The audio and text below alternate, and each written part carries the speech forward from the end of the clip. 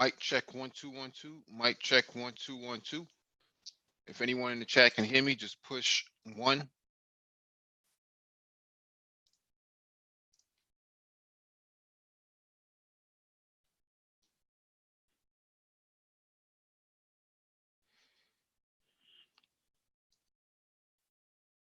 Maybe my volume needs to be up.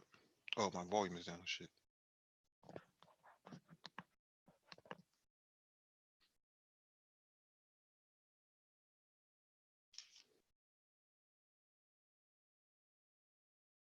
Interesting. Okay, my volume is up. Oh, got a confirmation. Thank you for the confirmation, DE Raptor. Shalom to you. Welcome back to the Black Brain Trust. This is episode 346, Pan-African Chat. Please hit the like button as you come in. Share the video if possible. Also hit that notification bell next to the subscribe button so that you get all the updates from the Black Brain Trust, including those that are posted on the community tab that we post every week, including today. Tonight is Haitian Solidarity Talk. We're going to take a few hours to actually show support and solidarity with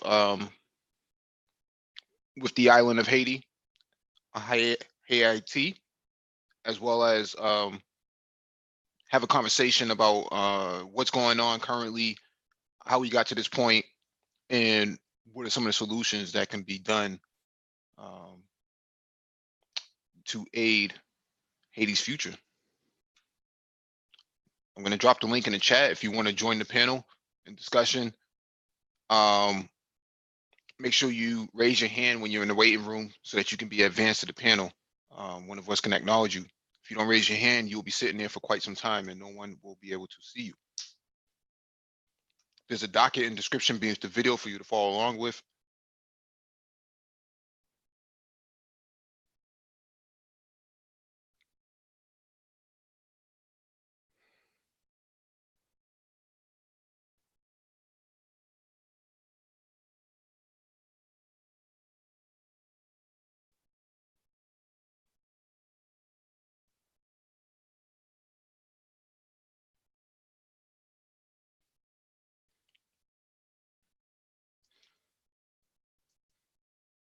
I'll probably give it 5 minutes to see if anyone else wants to join. If not, then we'll just go ahead and really just go right into it. No sense in waiting around.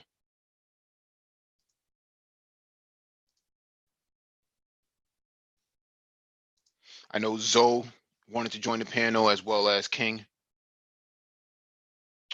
King Joe, I know he wanted to jump on the panel as well. So give them a few minutes to actually come to the chat. I know I was late.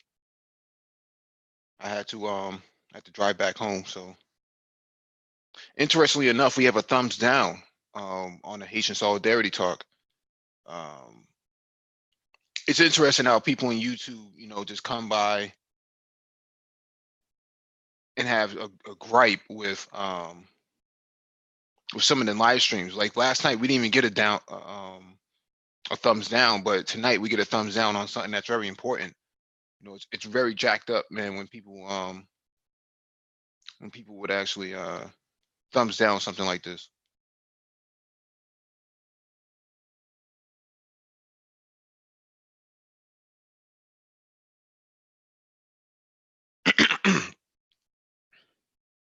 Anyway,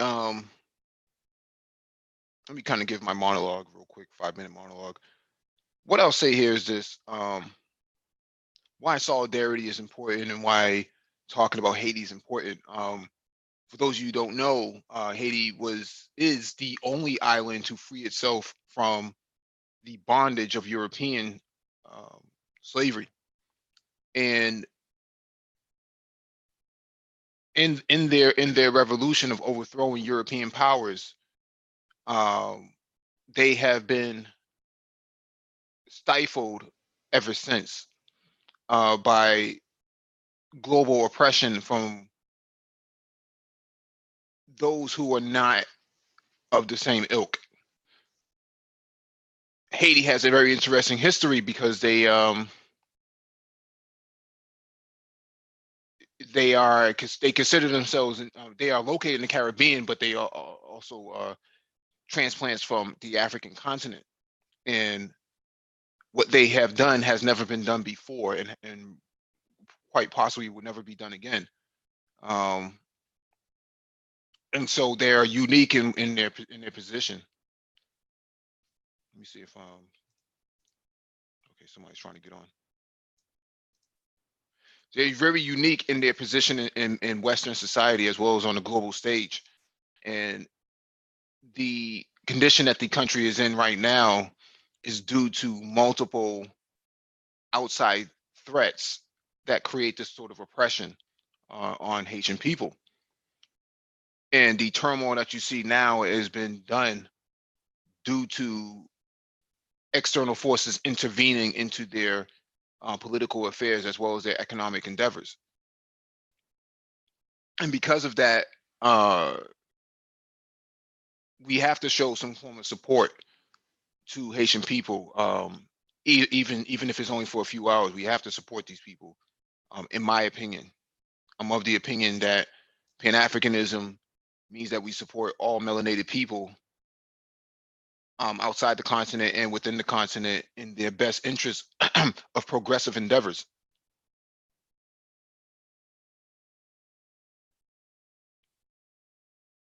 You cannot call yourself pro-Black without actually supporting the other melanated people trapped outside of the continent of the United States.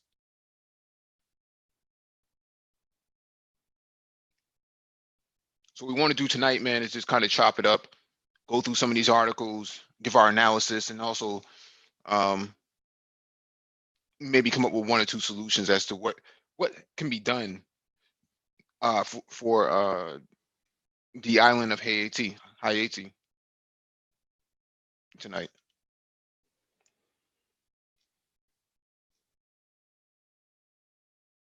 If you want to get on the panel, there's a link in the chat. Just make sure you click on the link that you raise your hand so that one of us can acknowledge you and bring you onto the panel.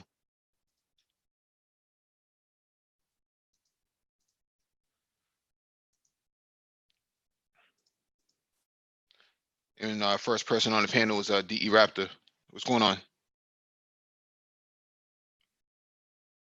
Well, I'm good, Mike. What's up? Nothing much, dude. We got 2 thumbs down now. Wow, people really don't like Haitians, huh? This is getting crazy. I haven't seen it like this before. At least they're listening, Mike. Yeah, it's unfortunate, man. It's really unfortunate, man. You know, you got another live stream going right now called Niggatry, and yet that has over 200 people in it. But the support and be in solidarity with Haitian people, you know, you get thumbs down. It makes you really wonder, man. It really makes you wonder where this is really going. Yeah.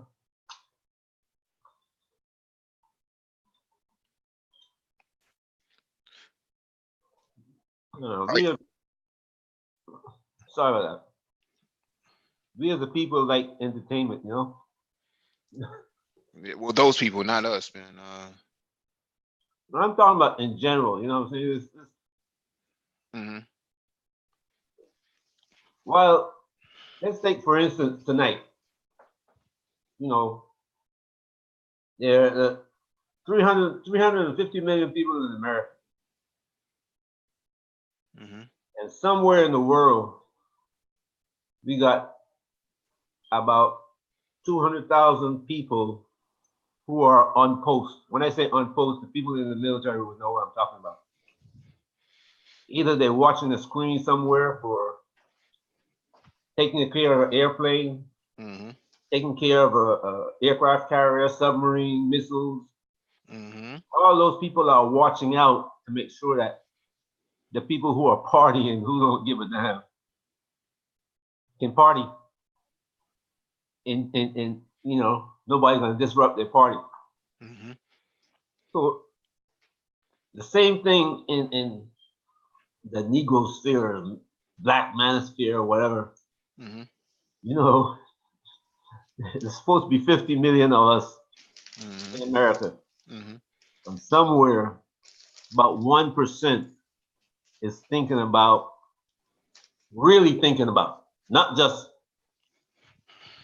some rap music, Mm-hmm. but the economics behind it. Mm-hmm. So there's always somebody watching out. You know, the general population is like, Ford said, I don't want an educated man, just give me a man who can work. Mm-hmm. You know, if he's a fool and he can put a bolt in the hole, that's the kind of man I want. Why he don't want educated man? Because that man is going to come and build a car and compete with him. Mm-hmm. That 1% of us got to be on the job. Got 3 thumbs down so far. This is getting outrageous. All right, let me get on. If anybody wants to join, we'll advance them to the panel. All right, just 3 people. Let me advance this next person. And let me read this article first, and then we'll get into this. This one is from the Council on Foreign Relations. What's driving the protests in Haiti? Violent protests have engulfed Haiti, with citizens taking to the streets over government corruption and fuel shortages. Observers worry the unrest, including calls for President Jovenel Moise resignation, could cause a humanitarian crisis. What's happening? Protests began in early September and have since killed at least 17 people and injured nearly 200 others around the country. Demonstrators have ransacked and burned businesses and government buildings, blocked roads, attacked officials, and clashed with police. The violence is the latest in a string of protests since July 2018. Demonstrators have also gathered outside the United Nations headquarters in the capital, Port-au-Prince, demanding Moise resignation and calling on international leaders to withdraw support for the president. What is driving the protests? Corruption, economic and mismanagement, and charges of fraudulent elections have driven discontent. Haiti, the Western Hemisphere's poorest country, has seen sluggish growth and rising inflation since Moise took office in 2017 after elections that much of the opposition refused to accept. Experts say the immediate spark is a worsening fuel shortage. Haiti's energy problem are linked to the collapse of the Petrocabre, a program through which Venezuela provided Haiti with subsidized oil as part of an effort to strengthen Caracas' diplomatic influence in the Caribbean. The deepening economic crisis and declining oil production in Venezuela put an end to that in 2018, forcing Haiti to seek oil at higher prices on the open market. That dramatically worsened Haiti's existing budget issues after the country had already become heavily indebted to Venezuela as a result of deferring its oil payments. Forced to seek financial assistance from the International Monetary Fund, IMF, in 2018, the Haitian government agreed to implement IMF reforms that included ending energy subsidies and raising fuel prices by 50%. Violent protests erupted and the policy was quickly reversed. But by August 2019, gas suppliers began halting deliveries due to unpaid bills. This led to shortages and further inflated fuel prices. Food costs are also up, threatening millions of Haitians living below the poverty line. Opposition leaders argue that endemic corruption has deepened the crisis. Instead of using money that Petrocabre freed up to address persistent development challenges that they say officials, including Moise, were allegedly pocketing billions. How has the United States responded? Washington has so far avoided taking sides. The Observer alleged the U.S. officials are hesitant to denounce Moise after he backed the United States recognition of Venezuela's opposition leader Juan Guaido in January 2019, turning against longtime Haiti ally Nicolas Maduro. The absence of clear leadership among the protesters also limits the likelihood that the United States will intervene, according to CFR expert Paul J. Angelo. As Haiti's largest trade partner and major source of aid during its recovery from the 2010 earthquake, the United States maintains significant influence over the Caribbean country, with American aid to Haiti totaling more than $308 million per year. However, the Donald J. Trump administration has sought to end initiatives intended to provide post earthquake relief, including a low skilled work visa program and temporary protected status (TPS) for over 45,000 Haitians living in the United States. What's next for Haiti? Haiti's opposition politicians have stoked the protest, urging the removal of the president and parliament, and even announcing a committee to establish a transitional government. So far, Maurice has refused to budge, though some of his allies have pressed him to make concessions, such as bringing members of the opposition into his government. Even if he did step down, the struggle to replace him could be equally chaotic. Meanwhile, the fuel shortages and the disruption of the protests have crippled the delivery of basic services, including the distribution of food and water, pushing Haiti further toward a humanitarian crisis. Health services will likely be completely disrupted if the situation continues, warns the United Nations, and UN agencies have struggled to deliver aid. In a country already besieged by poverty, hunger, and a cholera threat that could have outsized effects. Haiti's, Haiti's political precariousness could also cause an increase in immigration, in migration, with residents fleeing to the Bahamas, Brazil, Cuba, and the United States, Angelo says. At Haiti's borders with Dominican Republic, the Dominican government has already deployed 1,500 troops to prepare for a potential migration surge. This is interesting because what they have done with the oil subsidies and the aid that was supposed to go to Haiti, they actually gave it to Juan Guaido. So it ended up in his coffers to support the opposition to Nicolas Maduro. So they would rather let the Haitians starve and go through chaos, and then they gave the money to somebody else. But this is the type of strategy that the oppressor will do to a group of people who are defenseless. They don't even have a military, at least none to speak of. TheUnitedFew.org.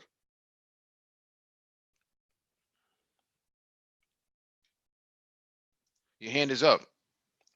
Go ahead and speak. What's going on, brother? How you feeling, family? I'm chilling. How are you? I'm doing good, brother. That was a great breakdown into the fact that we do not have a military in Haiti, one to speak of. I'm a United States Marine, retired combat veteran in Afghanistan, 2011. So my service started way before the earthquake.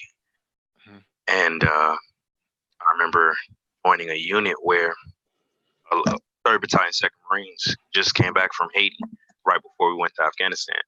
And just to really break down into what we're capable of doing, Black men were being shot in the streets. Anyone who poses a threat is green light. So there's no protection out of people. There's no one there to protect us. And I was there acting as a Marine, which is a conflict of interest for myself, period. So after coming back from Afghanistan, really studying this myself, it's outside. It's not outside of our hands here in the States. This is where I'll take control of it. I really just push toward. Growing up, my father sent money home, and that helped. It helped for a long period of time. Now, if we just took enough real estate and just saved our bread and really just invested in ourselves, know the land, go back home, know the land. For me, it's home. So it's nothing to really farm out there. But when we talk about linking up, prioritizing disposable income and putting it towards something that's productive, even speaking to Haitian people, who are interested in being something themselves. Because it's not like I haven't gone to Haiti or tried to make something work. It's really the linking up with people who know to get it done and just do it. Mm-hmm. When I say that things are out of control, it's the forces against us are many. So the people took to the streets. That's what we do. I ain't got no. That's what we do. So there's something that needs to be done. It will be accomplished. We've done this before. We will do this again. There's no fear. The scenario is very clear. Give us what we know is ours. Mm-hmm. And on top of that, while we're making this ruckus, Western media is silently just keeping it hush hush. Oh, yeah. And of course, all you're gonna get is the bad stuff. Oh, bala Haiti, don't go to Haiti, parce que tellement qu'il problème. There's so many trouble out there. You know, it's crazy in the streets, and we get this from our parents. So it's not like it's, you know, really generational. It's deep like that. So here I am, just studying for myself. I see y'all. I got up on y'all from O'Shea, and I just been keeping up. And now I'm listening. And I'm like, man, if this isn't the best podcast we can get at a time like this, I don't know what is. Yeah, it's a shame that more black people aren't speaking out about this, really, or Right. having even a conversation about it, man. You know, Just a conversation and passing. Yeah. It's going to asking for a CNN breakdown, but if you don't know by now, you should. And if you don't care to know, you're part of the problem. You might not think you are, but you really are. Because $750, I know cats who blow that on smoke. You see what I'm saying? So if you can't tell me that you can't put 2 bands a month, or 2 bands every 2-3 months together, get you a property, you live way below your means here in the States, still travel to the States, you'll be good. A lot of cats, I grew out the hood and I bought myself out, basically. So the plan is there. You just have to get used to being uncomfortable. But once you break that, it's like I see AL in the chat. Haitian government, so people are revolutionary, is necessary. Agreed. Let me get to this article real quick. Go for it, go. I see you working. Get it. Yeah, let me get it. All right. This one is from face-to-faceafrica.com. Haiti paid over $20 billion in present day money to free itself from France. Here's why. In Poverty of Philosophy, Karl Marx wrote, "Without slavery, you have no cotton. Without cotton, you have no modern industry. It is slavery that has given the colonies their value. It is the colonies that have created world trade, and it is the world trade that is the precondition of large-scale industry. Thus, slavery is an economic category of the greatest importance." Marx is proverbially right, even if right-wing talking points would have you doubt. Thankfully, modern economists are coming to terms with how much the exploited gave to the exploiters prior to the industrial age in Europe. Hitherto, the term exploitation was even problematic to discourse in classical economics. We have been witnesses to scholarship by usually white men, which speculate that the West's current prosperity has little to do with slavery, that colonialism and imperialism are not to blame for the insufficiency of African and continental blacks. Every October 17th, the world marks International Day for the Eradication of Poverty. On this year's occasion of the event, I am reminded of Haiti in the morally reprehensible in fate-defining bullying by France in 1825. I am also reminded about how very few speak of Haiti as a country that was doomed from birth. Haiti is the result of the first successful slave uprising that resulted in an independent state in 1804. The Guardian also calls the Haitian Revolution the greatest revolt against slavery since Spartacus tried to take over Rome in the 1st century BC. Prior to the revolt, the island that is modern Haiti was known as Saint Domingue. It was France's most successful colony in the Caribbean, but seethed with racial tension. James Perry falls on historian Paul Fregosi, who wrote describing the social situation in Haiti. Whites, mulattoes, and blacks loathed each other. The poor whites couldn't stand the rich whites. The rich whites despised the poor whites. The middle class whites were jealous of the aristocratic whites. The whites born in France looked down upon the locally born whites. Mulattoes envied the whites, despised the blacks, and were despised by the whites. Freed Negroes brutalized those who were still slaves. Haitian-born blacks regarded those from Africa as savages. Everyone quite rightly lived in terror of everyone else. Haiti was hell, but Haiti was rich. Haiti was a house divided against itself, and as such, the charismatic and military smart Toussaint Louverture took advantage. Before the man properly known as today as General Toussaint died in 1803, he organized and led both free and enslaved blacks to fight against the rich white slave owners. Indeed, historians put the end of the revolution in 1804, although much of the battle has settled by Toussaint's death. Whatever we make of it, France was not happy that black people did not want to be owned by white people. In 1825, with warships readied, France demanded that Haiti pay them 150 million francs. The French also ordered Haiti to cut by 50% the cost of every export the country sent to France and its colonies. Justification for the payment? Slave and plantation owning white families were not pleased that they could no more own their properties, and they wanted to be paid for damages. In 1838, Haiti pleaded with France to cut its demands to 90 million francs, but it would take the first independent black country 122 years to pay the amount.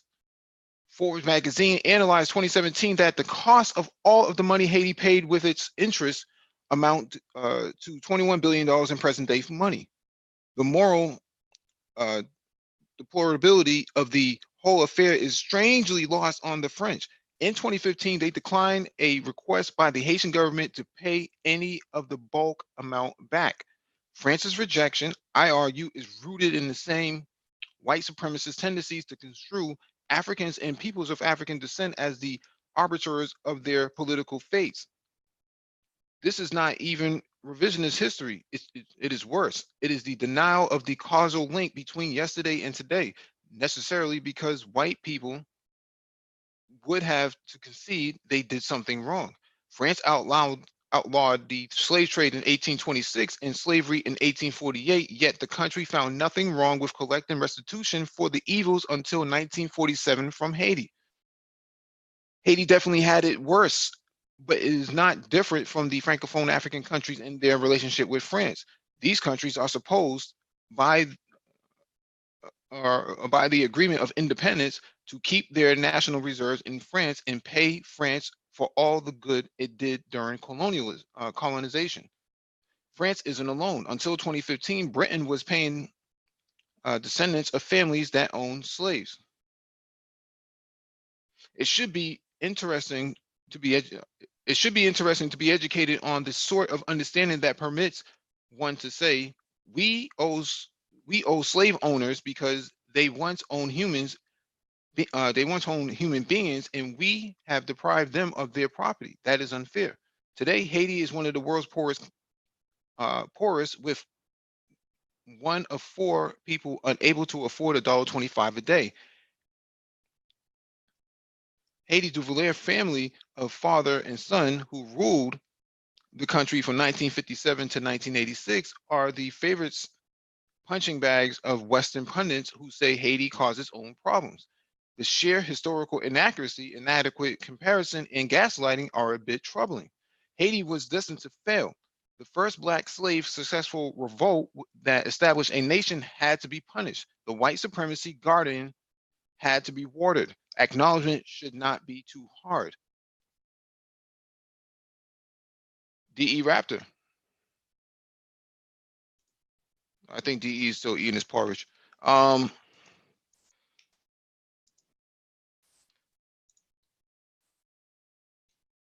The United Few, brother. You have anything you want to add to that? Yeah, man. Like that. You got me?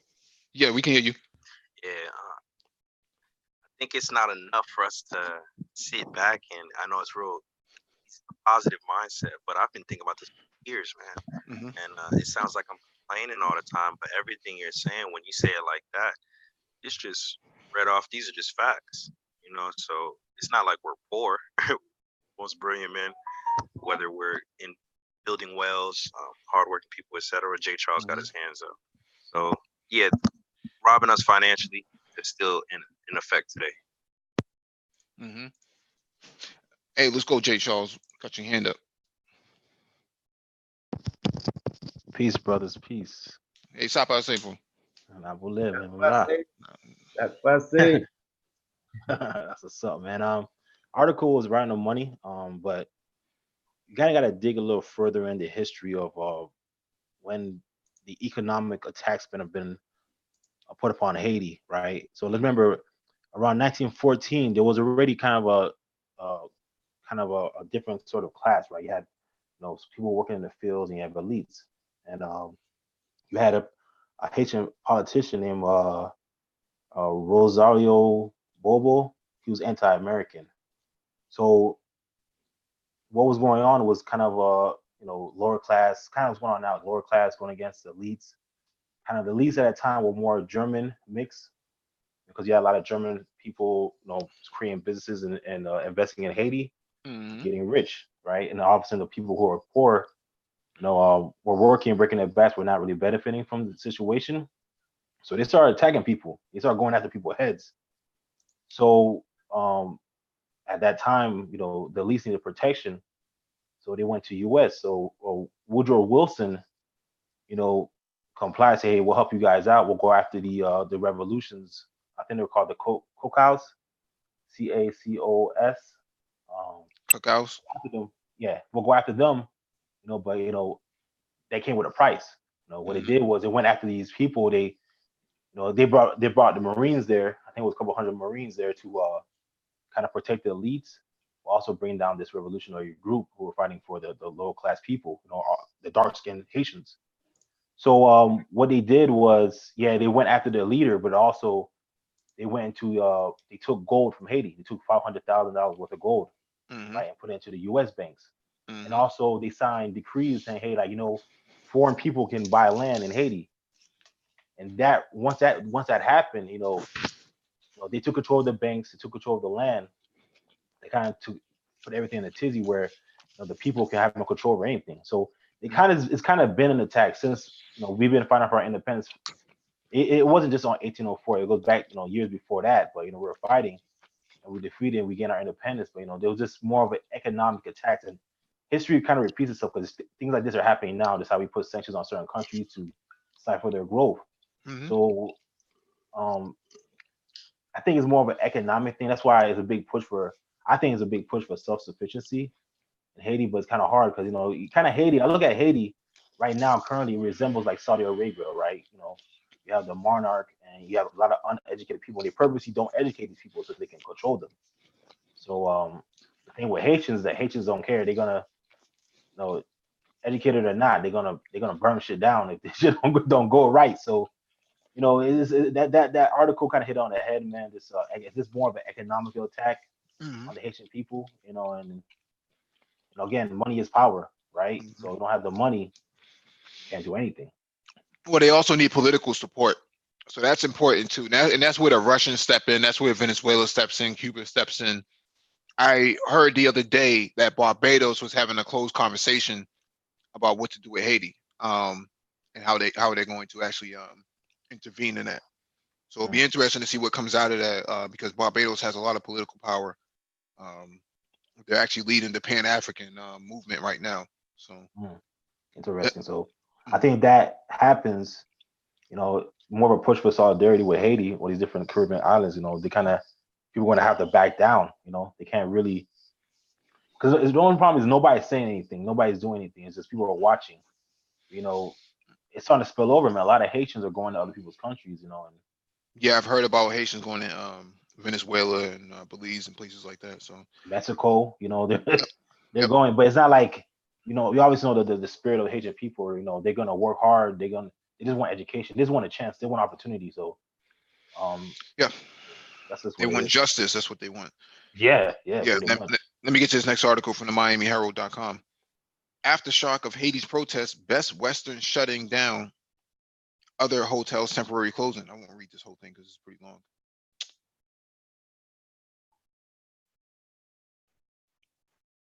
What the hell just happened?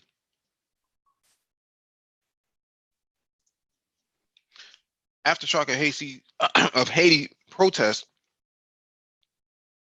After Haiti's cataclysmic 2010 earthquake, the country rebuilt schools, churches, and its tourism brand. Airlines expanded service in luxury brand hotels, boasting vibrant Haitian works of art, opened while others expanded.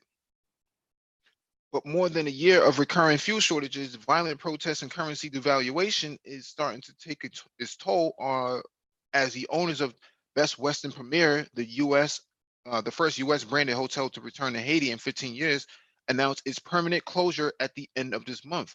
The surprise announcement comes on the heels of some temporary hotel closures and staff layoffs in tourism and other sectors.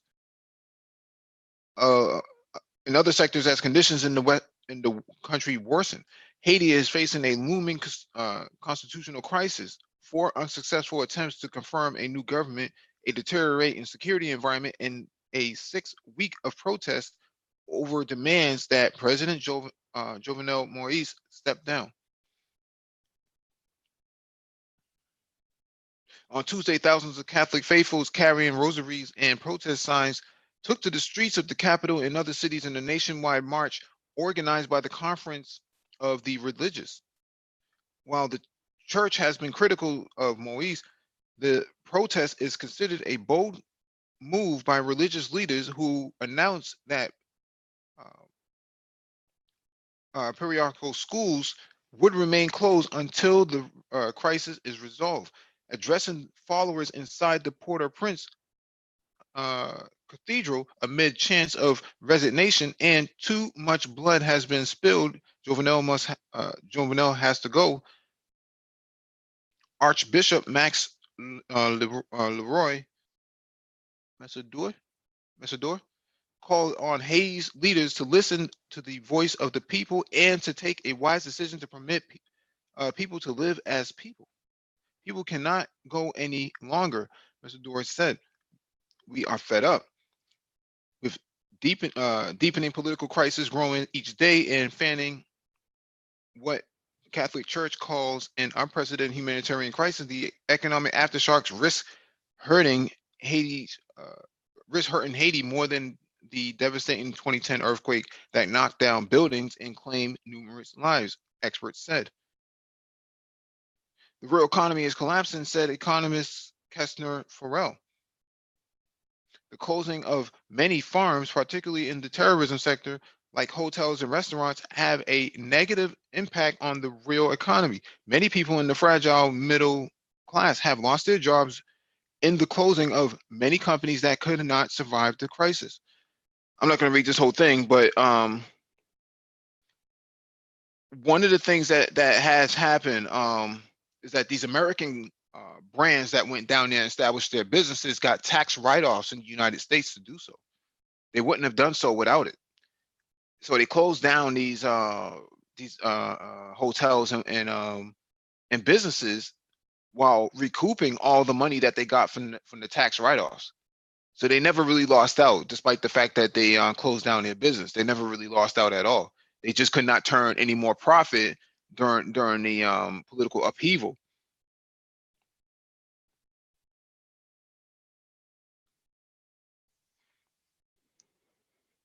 Anybody else have anything you want to add to this?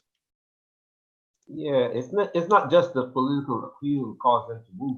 When the UN decided that they're gonna pull out, they knew that they were going to move. They just built the business up knowing that the UN is going to be there. Mm-hmm. Not only the UN, but all the organizations that were there for the so-called rebuilding of Haiti. These people moved in specifically to make the money from them, because a lot of them were coming with a lot of money. When you send an organization into a country, it has its own ecosystem, not echo, ecosystem, and that ecosystem is built on money because they got to bring in food. They need people. Nope, the things that they won't do at home, they're gonna hire Haitians to do. And one of the things that you said, almost the last statement you make is that the middle class, the so-called middle class, who were having jobs in these businesses that closed, when they lose their jobs and it begins to affect them, then is when you begin to see this thing expand. When you see the poor protesting, it wasn't no problem. But when you see this thing expanding and the middle class taking over now you've got a problem. And that's what's happening.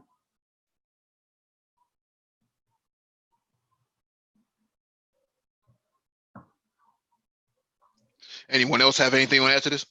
I was gonna say, like, why do you think to DE, like, I agree with your point, right? So why do you think it hits the middle class, then it becomes more and more? Why do you think that? Because it's like here in America, you got problems, the poor. You got problems with the poor, or say you had problems with black people. When the crack epidemic hit America, black people are supposed to be at the bottom. Nobody cared. They're complaining, our children are being taken over, or when black kids weren't getting educated in school, nobody cared. But when it moved into so-called white society, and their middle class began to get caught in the drug trap, their middle class began to kill each other. They come to schools with guns and kill each other. Then is when the government want to step in and say, hey, schools are failing. You start seeing articles in the paper about how the schools are failing. Schools are failing long, long, long ago, but it was only failing with the people who they didn't care about. And Haiti's the same thing. With the middle class in Haiti, I don't know all about Haiti. Let me say that right now. I know Haitians, and I got a few Haitian friends who went to school with me, came to America, and they moved into the middle class in America. Some of them are wealthy people now. But anywhere you have in like the middle class, when the situation in the country begin to affect them, is when they start to react. It's like when they start to go hungry, it no longer is those poor people down there creating problems. Now the problem is mine.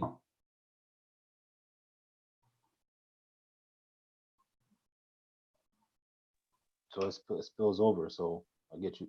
You guys hear me? Yeah, we can hear you. Yeah, we can hear you. Yeah, so it spills over. So I get you saying. So it's kind of about whoever in the societal order, whoever they care about the most is gonna listen to. So like those on the bottom, from what the actions, so they don't care about. So is this obviously the middle class, do contribute a lot more to taxes and certain things like that. So they do have more of a voice. So yeah, but what you gonna say something? No. Finish your statement, and then we'll go to United Few. He has his hand Nah, raised. that's it. That's all I had. Okay, we'll go to United Few then. My question is in regards to the people that still are interested in this topic, us from South Florida, etc., around our host country. What can we do to unite, even if just socially, using social media as a way to communicate, be in touch with one another, find out where can we group up when we do get to Haiti? Because I'm well aware that a lot of people's housing situation has changed after the earthquake. So if I wanted to fly out to Miami to spend a month in Haiti or 2 months and look for somewhere to start farming, what would that process look like?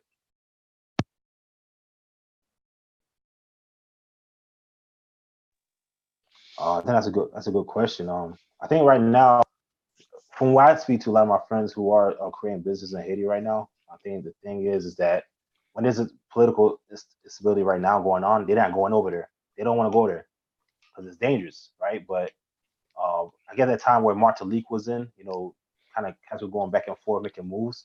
Right now, when there's a political instability, you don't want to go there because it's even I told my father, he went there, he was just like he was just scared for his life. He just felt scared, going there. So I think as far as on the other side of the question, as far as creating groups, I think it's about conversations like this and also this organization.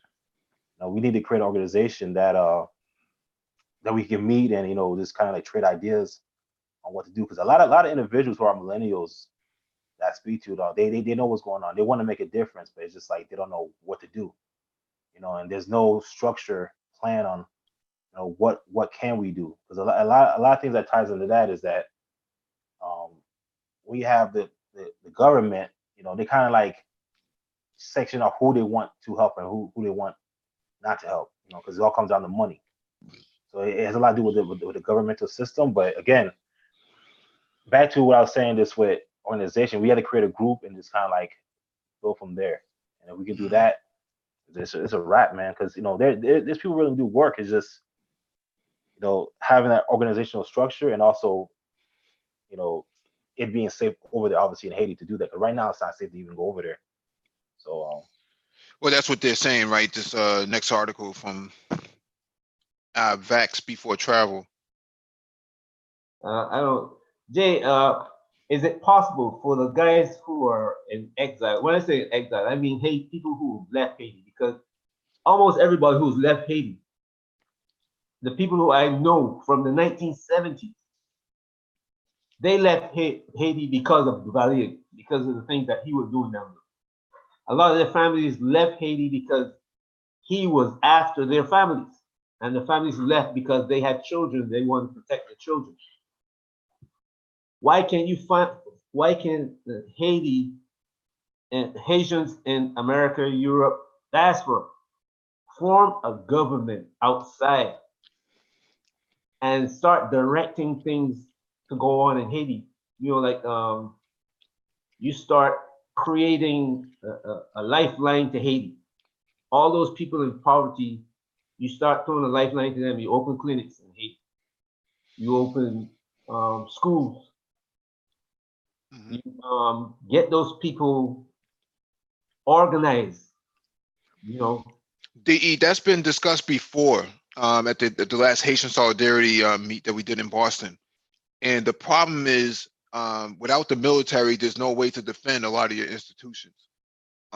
There's no police force, right? There's a police force, but there's nothing tangible. It's not like the DHS here in the United States, right? They don't have a national safety security framework in place to protect the institution. So what happens here is you build something, and as soon as you leave, it gets torn down, either by nefarious actors or just by scavengers. So there has to be a political architecture, as well as like you said, an economic life pipeline. But there has to be some form of political architecture developed that creates a multi-party system similar to how they have in not in the United States, but in similar to like how Jamaica is set up with the all your different factions, but they all still serve within the government itself. The problem is that you can't stabilize it from the outside. You got to have some boots on the ground. So I think you might be saying leverage the impoverished people and have them serve to the best interests of those in the diaspora. Right. They themselves going to have to set up their security. You understand? You're going to support them. You're going to tell them, look, this is what you got to do. If you agree to do this, we're going to assist you. We might not be able to give you $1 million, but we're going to assist you. The buildings that you need, the security information that you need, the medication, maybe the school books, clothing for the kids. We're going to support you with all of this, but you got to make sure that when you build a school, somebody's there to watch who's going on in school. And even if you got to buy the say the district commander in your area for police, you know what I'm saying? Then you say, look, we want your people to patrol this area. You know, that's what you got to do. The congressman for your area, if he's the opposition to the guy who is in office right now, the president, then you got to kidnap him. I am not kidding. Even if you got to go down there and sit down and talk to him and say, look, now, either you got to support us because you're a part of our community, or you got to leave Haiti. This is the option you got right now. Which one do you want to choose? You leave Haiti today. You pack your bags and you leave. We put you on a boat, or you get on the airplane yourself. That's what you got to do with these people. Hey, let me get to this next article real quick. U.S. Embassy security alert issued for Republic of Haiti. Conditions at Port-au-Prince, Haiti have disrupted aid programs and increased economic concerns. The U.S. Embassy in Haiti issued a security alert regarding possible protests in the Tabaret commune and Port-au-Prince, our descendant in the Aus Department of Haiti. This October 18th, 2019 alert suggests visitors to Haiti avoid the Tabaret area and any large gathering of people. Furthermore, do not attempt to drive through roadblocks, and if you encounter a roadblock, turn around and get to a safe area. Separately, Chris Bessie, Catholic Relief Services representative for Haiti, said in an October 17, 2019 statement, there is an overwhelming sense of panic that's growing by the day. Catholic Relief Services. Interesting. Political conditions in Port-au-Prince, Haiti have disrupted aid programs and increased economic hardships, leaving relief services concerned about another humanitarian crisis. Due to the political turmoil, there is a deficiency in basic necessities such as fuel and sanitary water. This has closed down hospitals, orphanages, and schools.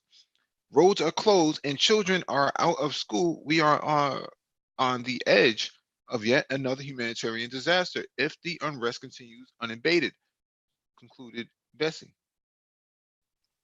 This is important news since the United Nations peacekeeping mission in Haiti ended on October 15th. But the Secretary General reaffirms the United Nations continued commitment to supporting the people of Haiti on the road to peace and development. The UN's integrated office in Haiti, which began operations on October 16th, will integrate its activities to support national efforts aimed at achieving the implementation of the 2030 Agenda for Sustainable Development. Haiti has a population exceeding 10 million people, 10 million residents, and is in a Caribbean country that shares the island of Hispaniola with the Dominican Republic to its east. And Haiti welcomed almost 1.3 million tourists in 2017. During June 2019, the U.S. Department of State reduced its travel advisory to level 3, reconsider travel status when visiting Haiti. The U.S. government continues to say it has limited ability to provide emergency services to U.S. citizens in some areas of Haiti, and travelers are sometimes followed violently attacked and robbed shortly after leaving Port-au-Prince International Airport. Furthermore, the Canadian government's travel advisory remains at level 3 status, avoid non-essential travel. This advisory, last updated on October 7th, says the security situation could deteriorate quickly. If you decide to travel to Haiti, the U.S. Department says, do not provide personal information to unauthorized individuals located in the immigration, customs, or other areas included or near any airports in Haiti. Enroll in the Smart Travel Enrollment Program to receive alerts and make it easier to locate you in an emergency. The U.S. citizens who travel abroad should always have a contingency plan for emergency situations such as this traveler's checklist.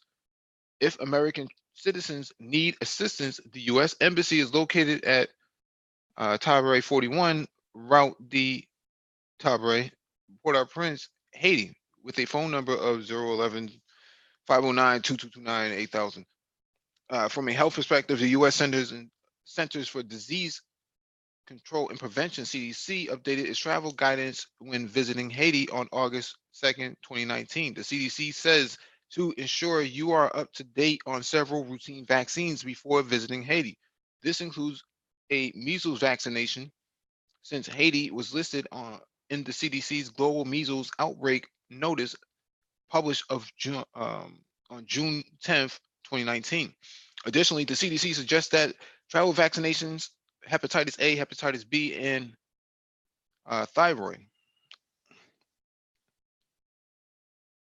The CDC also included Haiti in the October 3rd, 2019 dung fever alert. The CDC says the dung is an ongoing risk in many parts of the Caribbean, and travelers to areas of risk should protect themselves by preventing mosquito bites. Sorry, just got distracted. By preventing mosquito bites or with a preventative vaccine such as a dengue vaccine.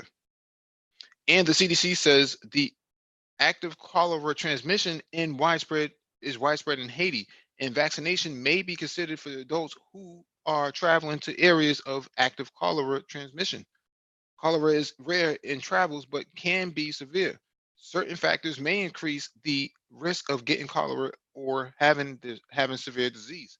Avoiding unsafe food and water and washing your hands can also prevent cholera. Additionally, the UK's National Travel Health Network and Center says there is no risk of yellow fever in this country. However, there is a certificate requirement. What it looks like to me is they're trying to justify reducing as much travel as possible so that no one can get in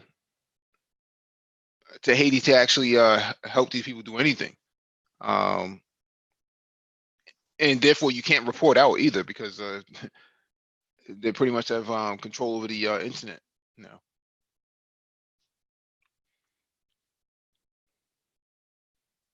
But that's coming from the CDC. Yeah, I agree with your assessment on it. It makes a lot of sense. But again, it's like makes you question, like, it makes you think his agenda. Why do you want to restrict the help going there? You know what I'm saying?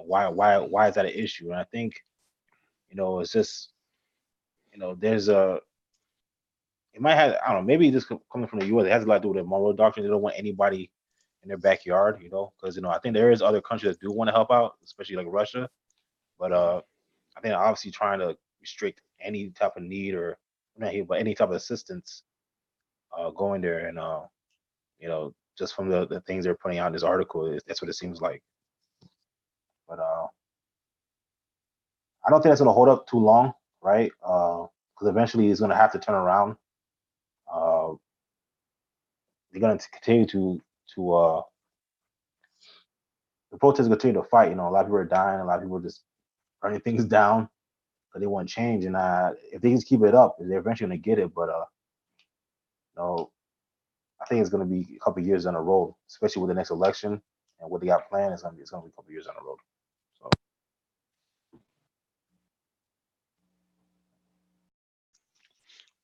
All right, let me get to this next article then. This one is from the New York Times. There is no hope. Crisis pushes Haiti to brink of collapse. Haitians say the violence and economic stagnation stemming from a clash between the president and the opposition are worse than anything they've ever experienced. Oh, this is behind the paywall. The small hospital was down to a single day supply of oxygen and had to decide who would get it: the adults recovering from strokes and other ailments, or the newborns clinging to life in the neonatal ward. Interesting. They're basically trying to they, being the oppressive powers, want to starve the Haitians out as much as possible. I mean, we haven't heard any reports of famine, but based on the situation as it is right now, yeah, you would probably see this in the next 6 months. You will see thousands of people starve at this point, as well as people who can't get their own can't get their needs met from clinically speaking will suffer as well. You know, people just dying because they can't get access to medicine, not because incompetent hospitals.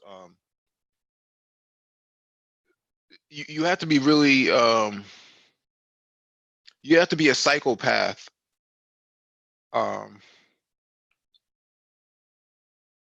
to be able to sit in the office, look at this and say, I'm not doing anything about this. Let them eat cake, you know, fall into the purposes.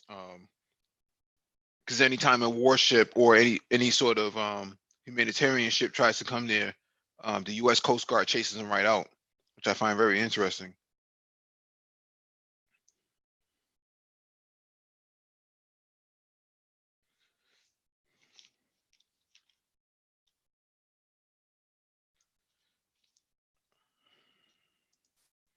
All right, let me jump to the next article.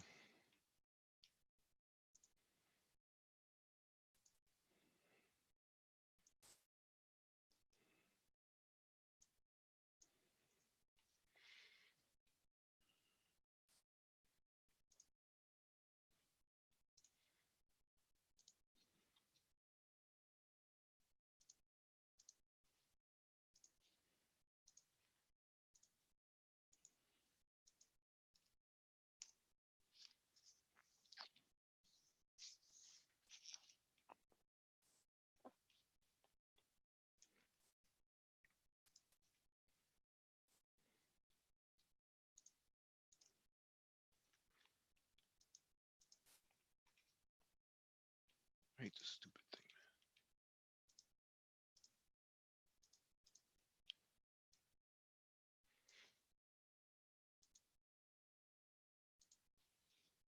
All right, this one is from AlJazeera.com.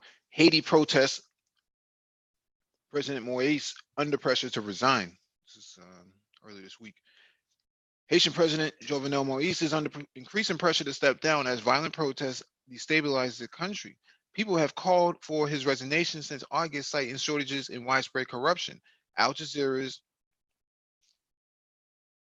reports. So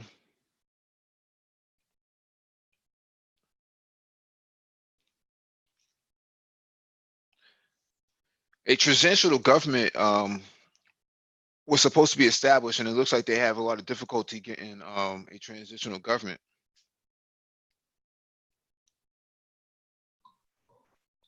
You know what? You know what interests me about that article? That only the article 5 lines. Oh, it's connected to a video. It's just a caption, but it's connected to a Oh. video. I don't want to play the video Okay. because we'll end up getting flagged. We already have one strike, so I want to make sure Right. we're careful. Mhm. All right, this next one is from the Haitian Times. The roots of Haiti's latest problems are not political. On the surface, the analysis of the latest round of protests in Haiti is that the people are frustrated with the political class and are taking out their ire on the Jovenel Moise, asking for the president's departure. For a multitude of reasons, most of Haiti remains on lockdown. The primary cause is political, but can't ignore the fuel and water crisis, hospital problems, or insecurity.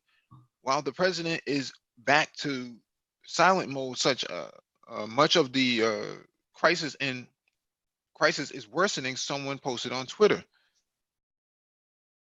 All this observation is true, but what is going on here is deeper and more serious than these street protests. After all, Haiti's string of recent presidents and leaders have faced the situation before. This is true. This seemingly political standoff is actually a realignment of power and economic structure, where light-skinned and Middle Eastern Haitians have controlled commerce and the economy with an iron fist that would make any oligarch envious. The clash is a power struggle between dark-skinned parliamentarians and their supporters who have gotten their own franchise souvenirs to import goods without paying any taxes, and thus competing squarely with the Arab merchants who have enjoyed a total dominance in these things. I didn't know that.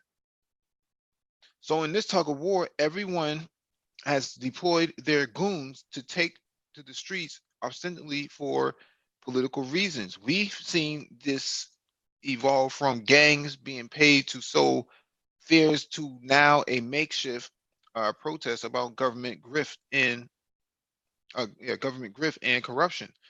There is nothing complicated about the situation despite the crippling protests. Haiti's elite has always used brute force to defend its interests. For decades, the elite's favorite instrument was the military, where high command officers were paid handsomely to remove a recalcitrant president who threatened their narrow self-interest. Now that the army has largely been demobilized, although Moise has reconstituted it to a shell of itself, the elite use goons and gangs to do their dirty work. Jean Bertrand, artist, is a most recent example of this scenario. He was ousted by the military not because of his political polarization, but because he was infringing on the private sector's affairs. Moise is just a foil, and because he is weak, it's easy to cast this as a referendum on him instead of this economic and class warfare being played out in the streets across Haiti. I spoke to several political analysts who made the point that in the last few years, political gridlock were easily solved by handing out a bag of cash to buy parliamentarians and other political party leaders. Need a prime minister? $1 million or so will get you one. Want to lower the temperature in the streets? Plunk another $500,000 and you got a deal. Moise does not have access to hand out cash like in the past, hence his paralysis. Moise is a symptom, not the disease that has ailed Haiti for most of its history as a republic. Haiti's chronic corruption has come home to roost. What is going on in Haiti right now is deeper than anything we've seen in the old days of embargo after Aristide was overthrown in September 30th, 1991. Those unrests, which lasted more than a year, look quaint compared to now. At least the army has total control of the terror and violence. There was a line of command. This Haitian is totally chaotic and hired guns are running the show. We have a realignment of the long tactically accepted norms in Haiti, where dark-skinned Haitians are allowed to hold political power while the light-skinned and Arab merchants control the economy through monopolies and uncompetitive means. When the latter class had a hiccup, it took handing out a few $1,000s here and there to various politicians to squash the situation. In years past, the military high command played the role before being dismantled by Aristide. Now the dark-skinned political operatives have flipped the script and have muscled into import businesses and are rejecting the crumbs that they used to be thrown their way to sow discourse. The political class is now importing goods from Miami and the Dominican Republic, bypassing the Arab merchants and eating their lunch. That, my friends, is unacceptable, and it must be dealt with expeditiously. Sorry. Obviously, every action deserves a reaction, and this is where we are in Haiti as the unrest entered their second month. Meanwhile, people who can leave the country are doing so in large numbers. Nothing is random in Haiti, and the businesses that are being attacked are those of these Nouvelle homes, the affairs, legacy, and high-profile enterprises are left untouched. Unlike last year, no supermarkets have been attacked, no banks, no car dealerships. If the business is new, then it is on the hit list. In a country known for its zero-sum solution to any problem, this will not end well. That is why some of the leading voices from the business class have taken to the social media and to defend their position by curiously claiming the victim mantle in all of this. Don't be fooled. The only thing they care about is their bottom line. Right now, their interest is under blistering attacks from crooked politicians as they see it. This is priceless coming from a class of people who have invested precious little in Haiti, hoarded their money in foreign banks, and are holders of foreign passports. To be sure, the other side is equally cynical and are lining up their pockets at the expense of everybody. Washington and the other so-called friends of Haiti have removed or have moved on from Haiti and are dealing with their own internal challenges. This situation does not bode well for Haiti, and things are falling apart and will get worse before any meaningful changes take place. If we continue to misdiagnose this cancer, it will be to our peril. We talk often about the democratic process, but we seldom talk openly about the economic unfairness enjoyed by a tiny elite that's creating a perpetual so-called political crisis. This is interesting.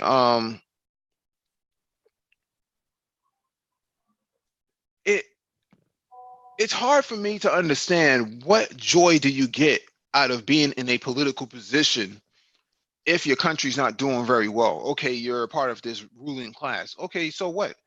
Haiti is not, it's not Taiwan or it's not Singapore. So what the fuck are you getting out of all this? From the article, from what I read, from what you read in that article, Mm-hmm. Haiti has got the problem of a lot of African countries. Mm-hmm. I don't know if you ever read the article about Uganda, where Idi Amin kicked all the Indians out, all the Indians, Pakistanis, Arabs, kicked them out of the country because they were stifling the country. They were only interested in how much money they can make from the people in Uganda. And if you go throughout Africa, wherever you see Arab people, Syrian, they call them Syrians and Lebanese, you see this kind of action. If the government are not, if the government is not strong enough to kind of like push back, then they take over the country. The same thing is happening in Uganda. I don't know if you guys saw that article I sent you about it's not an article, it was a video about the slavery in Uganda, how people are selling their organs and all of that. Yeah, I heard about that. I saw the link you sent. Hey, who just joined us? Artist Odinga. Hey, what's going on, Odinga? You have anything you want to add?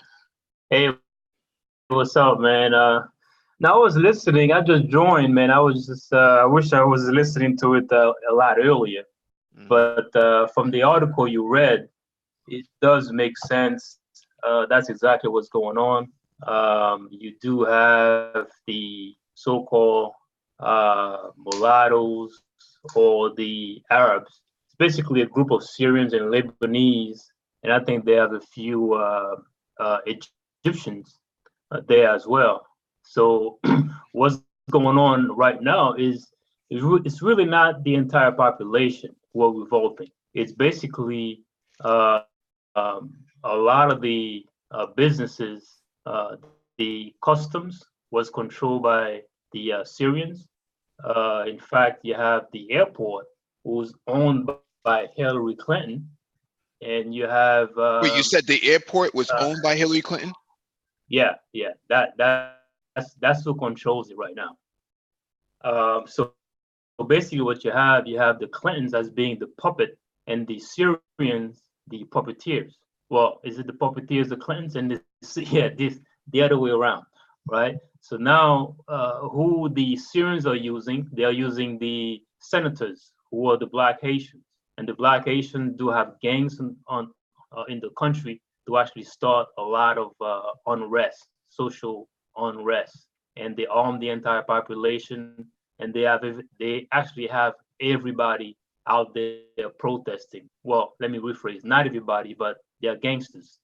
So now if you are a regular person in Haiti and then you said you are for Jovenel, you are for the president, you may be killed.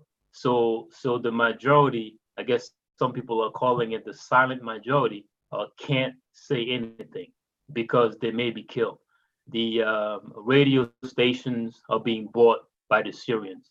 The reason why this happens is because the current president decided to remove all those contracts, and all the privatization has been canceled. The electric company, and guess what? The electric company, there are actually 3 electric companies in Haiti, right? And then when you take a look at the country, a province like Quebec, Canada, there's only 1. But the 3 electric companies do not even provide electricity on a daily, constant basis. It's only a few hours a day. And when you compare the cost of electricity in Haiti is $2 million a month. When you compare that with the Dominican Republic, is $12 million a month. When you compare that with the Dominican Republic, is $12 million a year. So go figure. So right now, this is why the current president came up and said, let's begin to have a discussion about this whole, corruption, and no one want to have a discussion with him. So he said, well, you know what, I'm removing all the contract, and now the good thing about the alliance, I'm using that word loosely, alliance between Trump and the current president in Haiti, is that now Trump is saying, is not going to remove the president. And the reason why is because Jovenel, the current president, actually voted against Venezuela in some sort of council, and therefore, which basically benefited the U.S. So as a result of that, Trump is actually now supporting Jovenel, and then you also have a lot of U.S. forces. Hello, can you guys hear me? Yeah, we can hear you. Oh, okay, yeah. So right now now you do have a lot of U.S. forces protecting the Haitian government. I mean, the Haitian president, in fact. So yeah, I mean, at first the president prior to him was a puppet of the Syrians. So they wanted to choose someone who would do exactly what they say, because the Constitution doesn't allow for 2 terms. So what they did, they chose Jovenel Moïse right now, who's the president, with the idea that he's going to follow everything they say, because he look and act as though he doesn't know anything, right? It's a black guy who had an agricultural company, so they thought they could have manipulated him. But once he got there, he just played. He just pretty much turned against them, which is pretty much what Duvalier did when he became president. So right now, well, the good thing too, right now you also have Joe Biden, who spoke to Donald Trump and said, hey, what are you doing about Haiti? I mean, you guys are not doing anything. But once upon looking closely at the corruption, then he basically said, well, okay, now we need to leave the president and have them have a discussion with the opposition. So now between tomorrow and the November the 5th, there will be, as far as what the opposition are saying, there will be a complete massacre, a breakdown, a complete breakdown of the country, all the infrastructure, killing people, just so that they can send a message to the international community, because they realize in the international community, which is the US, Canada, France, and at this point, Cuba is also joining in and say, hey, the president must stay. And Mexico is also joining in.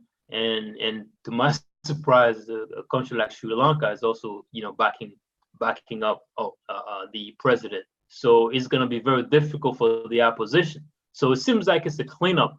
It's a big cleanup going on between the Syrians and Lebanese and shit. But also too, some people are saying that the president must clean everybody up. But how can you? Because there's corruption everywhere. So what he did, he aligned himself with I think one guy is an Egyptian. So it's a whole bunch of Arabs. An Egyptian guy whose name is Sheriff Abdallah. Can you imagine that? And who's now backing up, who's on his side, because none of those guys see eye to eye, So therefore, what the president did, he aligned himself with one team in order to break down the other team. So yeah, this was going on, man, and see another thing too. What's going on is that if the policy they're using is as soon as a young Haitian went to school and graduated from college or on his way to graduate, that Haitian is encouraged to leave the country, because the so-called upper class, ruling class, do not need any intelligent people in the country. And then any Asian diaspora trying to get to Haiti to do business is very risky. So yeah, it's it's overall it's real kind of complicated, man. Yeah. Do you have any headsets or headsets that you can use? No. Oh, you can't hear me correctly? We can, but we get feedback when we talk. So just want to make sure you put yourself on mute when you're not talking. Okay, let's see. Yeah, all right, let me do that.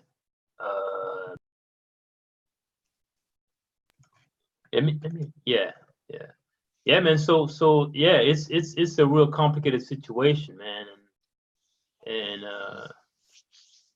it's I mean, the amount of money being spent by those guys is ridiculous. It's outrageous. Yeah. We're All right, talking billions.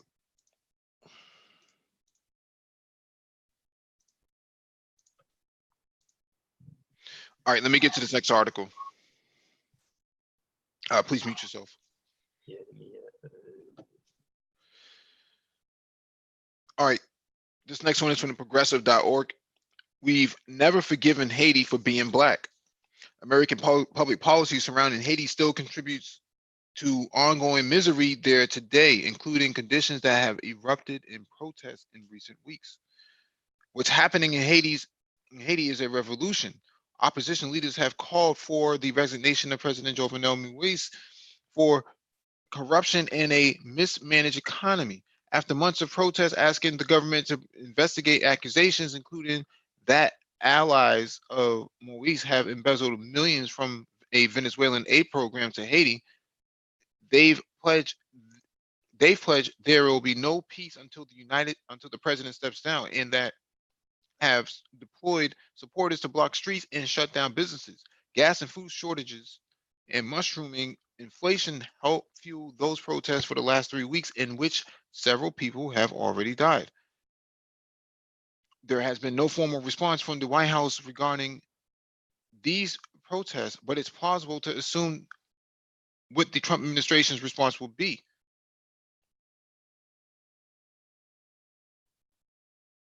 Something similar to Donald Trump's just missed the page. Donald Trump's referral of Haiti as a shithole last year.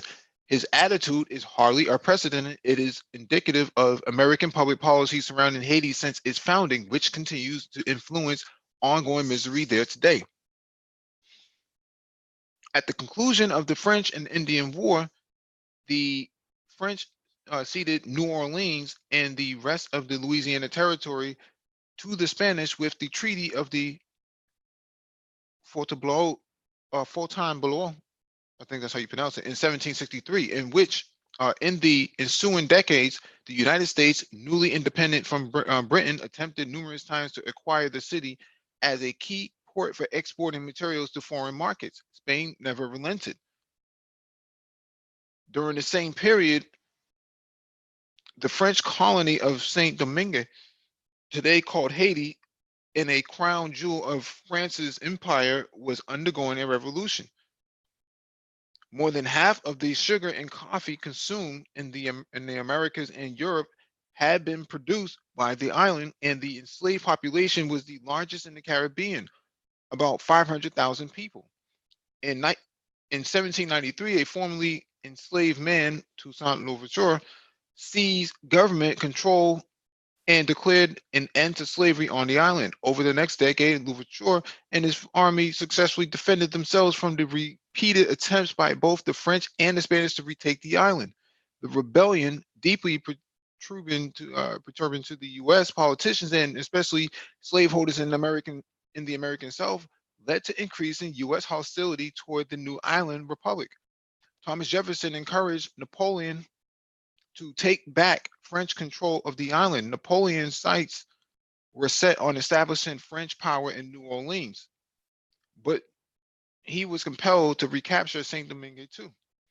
While New Orleans was a business matter to the French despot, Saint Domingue was also a personal one, built on the thwarting Black self-termination. My decision to destroy the authority of the Blacks in Saint Domingue is not so much based on considerations of commerce and money, Napoleon wrote, as on the need to block forever the forward march of Blacks in the world. Wow. In 1801, Napoleon sent an army 50,000 to Haiti to restore French rule. Louverture was successfully captured, but partial Haitian victories combined with outbreaks of malaria and yellow fever among the invading troops caused the French forces to dwindle. Ultimately, Napoleon abandoned his campaign for a French empire in the region and ceded the Louisiana territory, including New Orleans, to the United States. Jefferson offered $10 million for New Orleans in 1800. Napoleon sold all of Louisiana for $15 million in 1803. Wow. In 1804, Haiti declared independence, becoming the hemisphere's first independent Black republic. The victorious islanders named their Haitian Haiti, the name the Taino inhabitants had for the territory before the arrival of the Spanish. Under Jean-Jacques Dessalines, the country's 1805 constitution reaffirmed the abolition of slavery and erased color distinctions. All citizens of the nation were identified as Black in the eyes of the law. Nothing signified this more symbolically than Dessalines ripping the white from the French flag to create a new one for Haiti. The Haitians were caught between a rock and a hard place. The Western powers concluded to never allow Haiti to rebuild, burdening it with war reparations or a threat of perpetual war. Haiti would never receive the opportunity to build its society using the riches of the land that Western empires would continue to exploit. Reparations to the French, along with the German occupation, followed by American occupation, led to political instability and the installation of a series of dictators. Ironically, the French received almost double the francs in reparations from Haiti than they received in payment from the United States for the sale of Louisiana. Successive U.S. Governments denied Haiti's place as the first true democracy of the Western Hemisphere, and acknowledging the Haitian independence would mean facing its own failure to live up to its own declaration that all men and women are created equal. Acknowledging Haiti would have been a blow to racial capitalism and an admission that whiteness was not supreme over Blackness. The US did not recognize the sovereignty of the nation until 1862. Pundits and demagogues alike continued to generate false narratives such as Haiti's history of bad luck, a progress of restraint, a resistant culture, and even a satanic pact.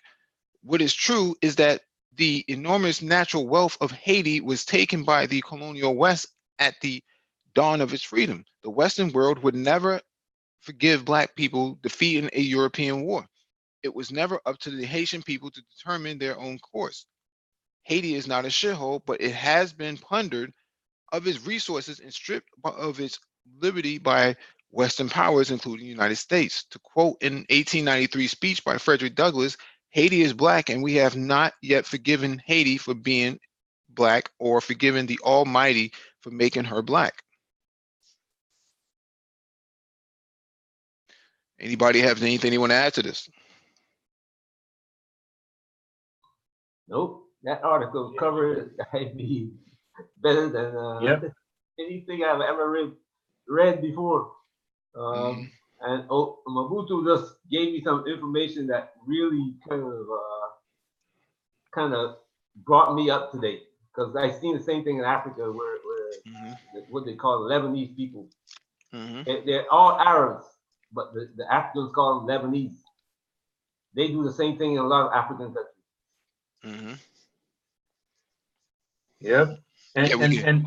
and then you said something that when you were reading the article, which made me think of U.S. President Franklin Delano Roosevelt.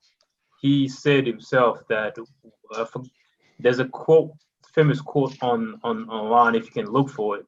He said himself that the people of Haiti must never be let to unite because they could cause a big problem for the Western powers. So yeah, it is an effort to constantly create destabilization, and now they're using the Arabs.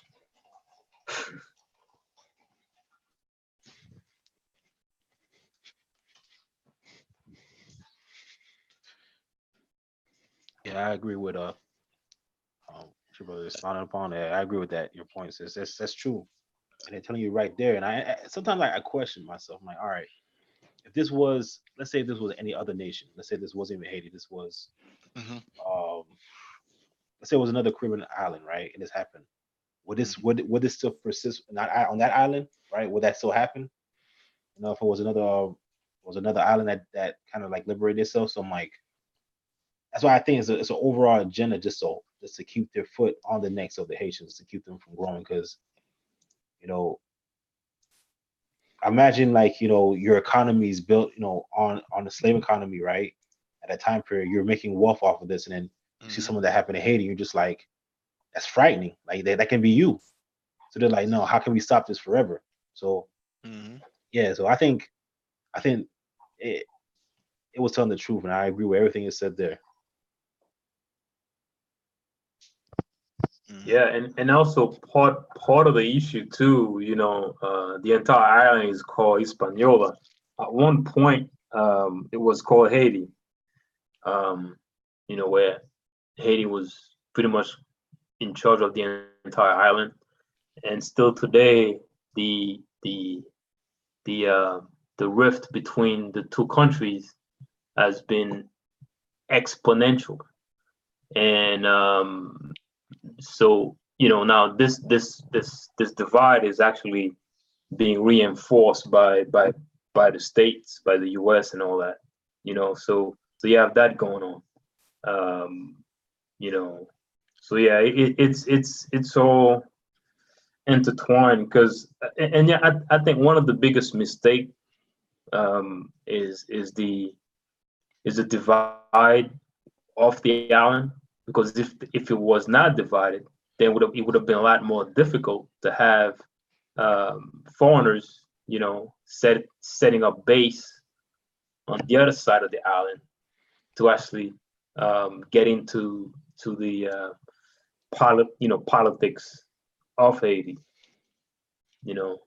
So yeah, it's kind of crazy, man. And recently, I don't know if you read this article. Recently, the DR actually went to the UN and asked to be the, not occupying force, but they have a different name for it, where they want to be the controllers of the entire island. So who is this? the DR. Okay. Yeah. I heard about that. I heard DR wants to take territory from Haiti as well, because there's vast resources that they're trying to exploit. Yeah, but the way they want to do it, they want, this is the word they use. They want to be the protectorate, they call it, of the entire island, under the pretext that they will control the land, the sea of any foreign forces. But that's not going too far, because the international community realized this thing would have caused almost like a nuclear bomb effect, because that Haitians wouldn't like it, and Dominicans wouldn't like it neither. But it is a concerted effort from the international, from some members of the international community to unite the island, because once the island is united, then the Haitians will have less to say about the land that they want to exploit, right? Right. So yeah, so It becomes an umbrella. Basically, it's unified, but it's not under their control. right. So this rumor kind of was spreading out, and then social media was almost like exploding. I'm like, man, this shit ain't gonna happen. We're gonna die. We're gonna die. We're gonna die fighting. So It's a form of soft colonialism. right. So they haven't talked about this in a while. So I mean, the past few months. Yeah. Anybody else have anything to add before I move on to the next article? Yeah, I'd just like to say very quickly. I'm like to say to my Haitian brothers there. I'm not Haitian, but I like to say "Como talibou." You guys. One of my fraternity brothers, I had to go to a funeral today earlier, and we had to buried him, and he died well before his time, but he was who we call the Haitian sensation, and he was a Haitian brother, Jacques Zini, and we celebrated him today as well. But looking at Haiti and just talking about it, it's such a critical country, in fact, to us, because certainly during the Napoleonic campaigns where he was getting kind of getting lit up, ultimately trying to freeing Haiti and Haiti stepping out through their conflict, and then the United States giving him, I think, about $5 million to try to get in there. He basically added 20% landmass to the United States without firing a shot. And it was because really of this Haitian revolution. So quite frankly, that played a very key role in expanding the size of the United States.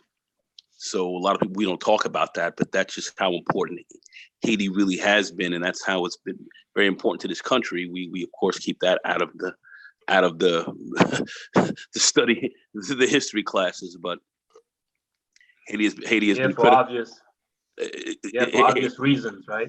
That's a huge reason. And plus, Haiti one time was united underneath, the Haitian banner. And, the Dominican Republic is the only nation that we know, especially in the Western Hemisphere, that got its freedom from an African nation, basically, or Black country.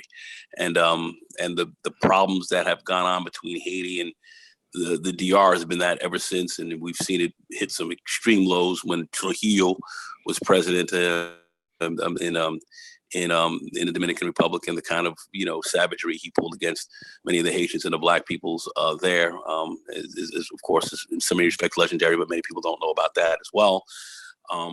But there've been a lot of issues there. That's one of the reasons why I believe, the Dominican Republic still wants to, control Haiti. It's at some point in time. They definitely do, and they want to get some of their natural resources. There's a lot of issues there. Haiti Cuba won't tolerate that. Well, we'll see. We'll see. But Haiti, I would say, is a very critical nation to Black people here in the Western Hemisphere. The minute their Haitian Revolution started, that was the death knell for slavery in the Western world. That was the beginning of the fall of slavery here in the West, and this country knew it. We had Haitian rebels that literally fought from some of the earlier conflicts and slave revolts we had here, right up to Nat Turner and all of that. And I believe there was some that were involved in the Civil War as well.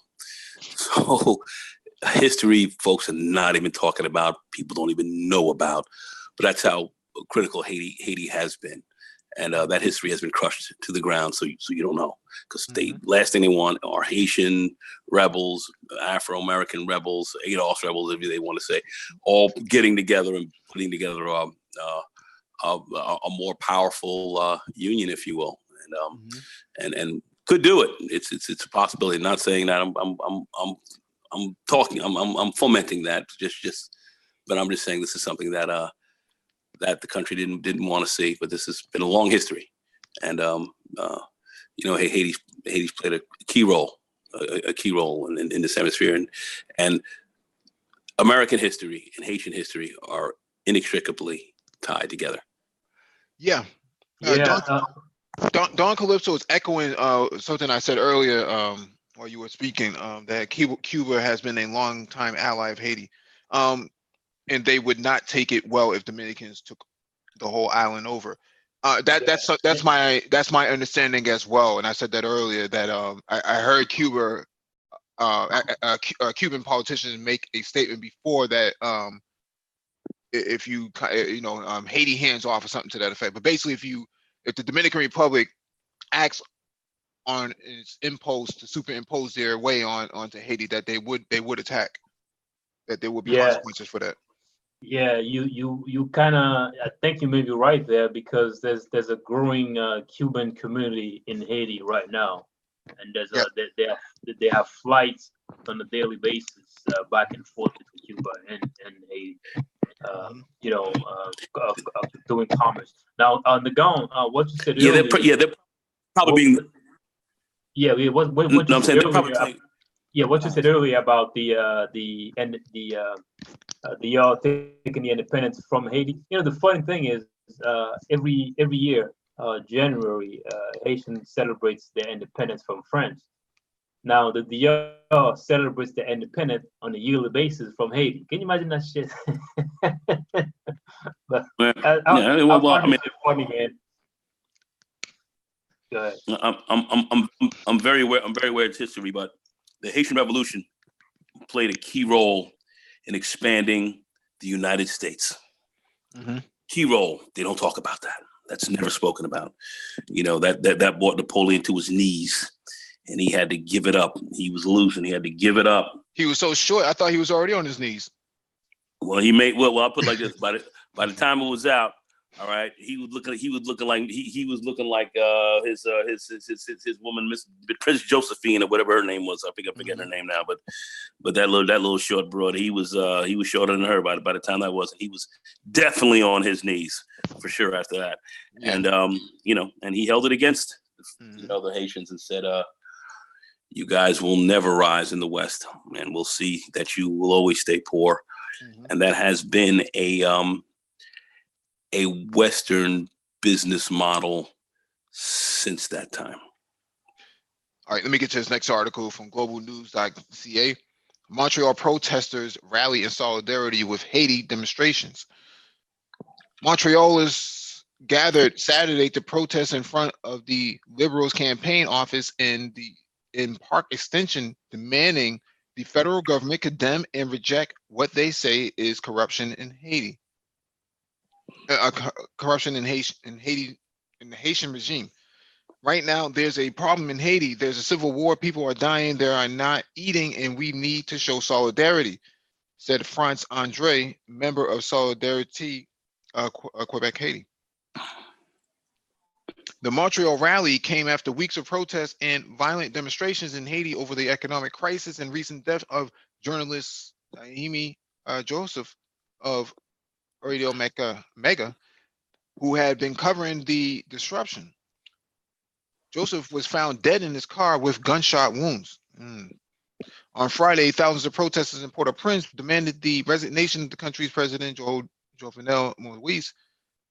On Saturday, Montrealers united in solidarity with the people of Haiti, asking Canada to act. We want our government, whether it's liberal, conservative, NDP, green, whatever, that it be a government that recognizes the humanity of the people in Haiti and recognizes that they have the right to choose their own president, said protester Jean Saint-Ville. Yeah, Protest. you got to look at this from with a grain of salt, because the protesters are not really representative of the entire country, Okay. because they're not protests like in what's the word I was looking for? They're not legitimate protesting. They are actually being people are kind of forced to get out and actually protest. They even had carnival, and they even had some carnival band actually went out there and in an effort to bring people out. So really, it's not the entire population. This is the opposition. So this and now the Canadian government is actually in favor of the current president to actually stay. My only thing is, I truly want the so-called elite Arabs to be out of the equation from the standpoint of privatize all the government entities.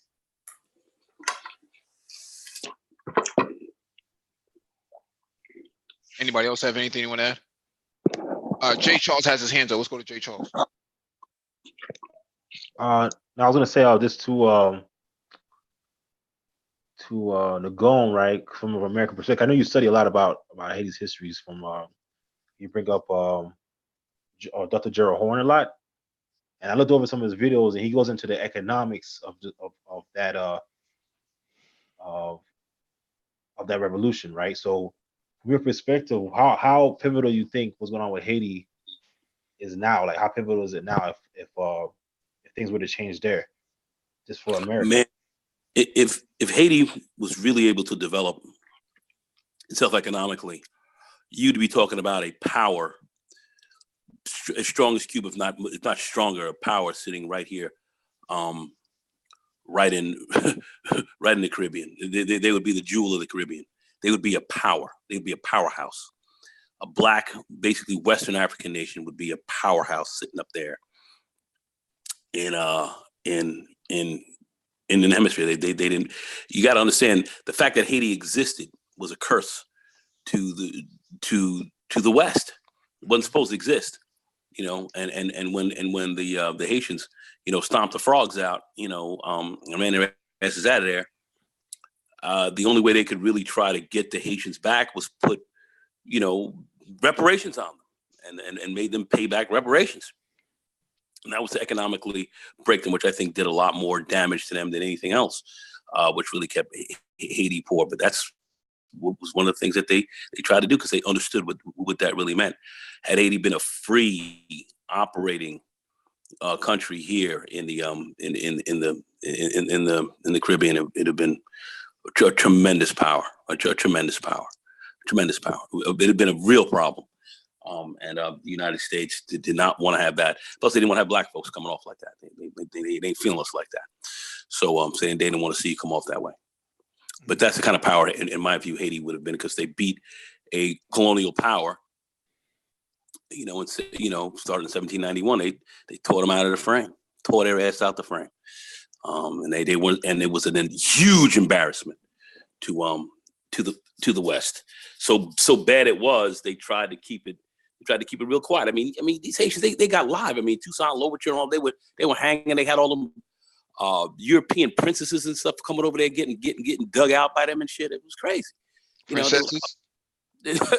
They were getting pounded out. They were taking boats. No, I just want to make sure you said princesses, right? Not princes, right? Well, maybe one or two princes came over. But but I mean, you had Europe over here coming to Haiti, and the women were coming in there, getting pounded out, and they were making comments about this, like, what is this madness? Mm-hmm. Brothers were, then you had the rise of the black Jacobins and all that. I mean, you had so much stuff going down in Haiti. Haiti was, the history it's too live. You really have to get into it, but yeah, Haiti would have been a world power. I mean, literally. I mean, I'll put it at that. And an economic power. It was all about economics, and that's what the reparations were all about. That really held Haiti back more than anything else. Even the corrupt leadership that the West put in there after. It was the reparations. That was rough. The Germans, when they had to pay those such reparations and such, they started up another war. But Haiti wasn't able to do that. So Now you're in the gown from what you said as far as the economic. I know I forgot which year it was. Probably the end at the turn of the 19th century or 20th century. Haiti one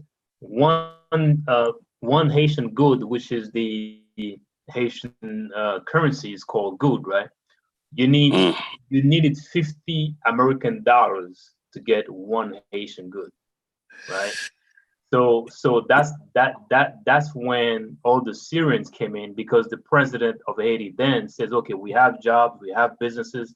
They just kept inviting everybody in, and there was a special area made for African Americans to actually go to Haiti as well. So as of now, that area still exists. So, but we know what happened, and to actually these days, man. So right now the dollar is like I don't know, man. You need probably 100. I think it's like 90 somewhat good to get $1. So some shit like that. Yeah. Yeah, I mean, they tried to just, it just wasn't the United States and England and all the others that refused really to, they put basically an embargo on them and tried to, shut them down. And then, had those miserable frogs, the Frenchies, had to pay them back think about it.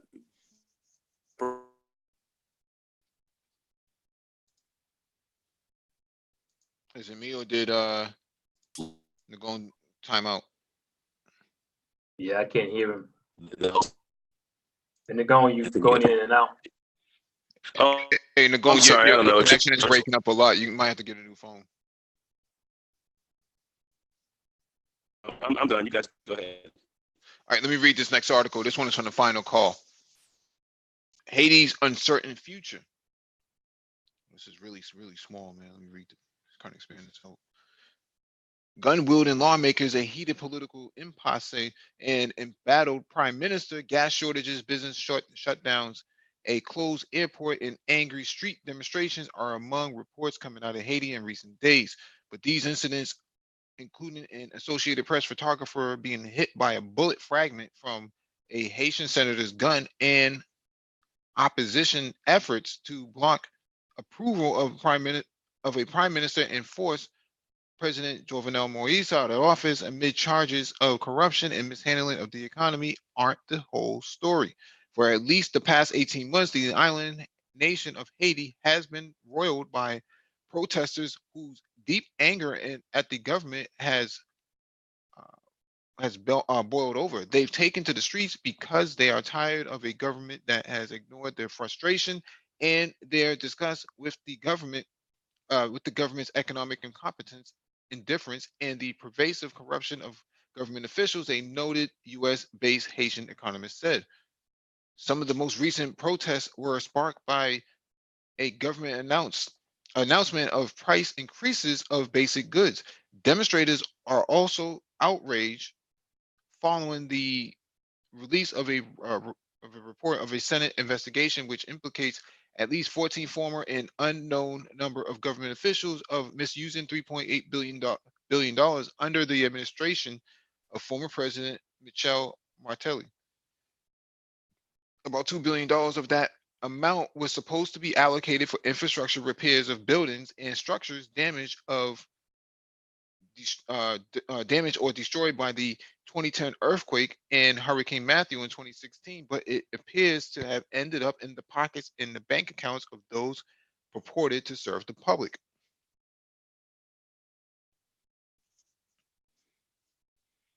I'm not going to read this whole thing. Interesting. That's a Chinese vehicle. It's kind of the same thing as usual. I don't want to discredit the final call because I think they do great work. I just don't. I think we've read enough articles tonight to cover exactly what the current situation is. Right now, I'm just looking for solutions as to how this can actually come about. Let me get to this next article real quick. All right, this is from the TrinidadExpress.com. CARICOM cannot abandon Haiti. Oh, wait, CARICOM cannot abandon Haiti. Haiti is in turmoil again. This time, the countries of CARICOM cannot be criticized for inaction, but questions must be asked about others in the hemispheric community who have been silent about the political and humanitarian situation in the country. For instance, apart from an unusually vague statement issued by Luis Almagro, the Secretary General of the Organization of American States, OAS, on October 15th, the organization, which has been active in other countries, has been conspicuously silent. Over the last few months, there have been continuous protests in Haiti by large groups of people expressing dissatisfaction over the governance of the country.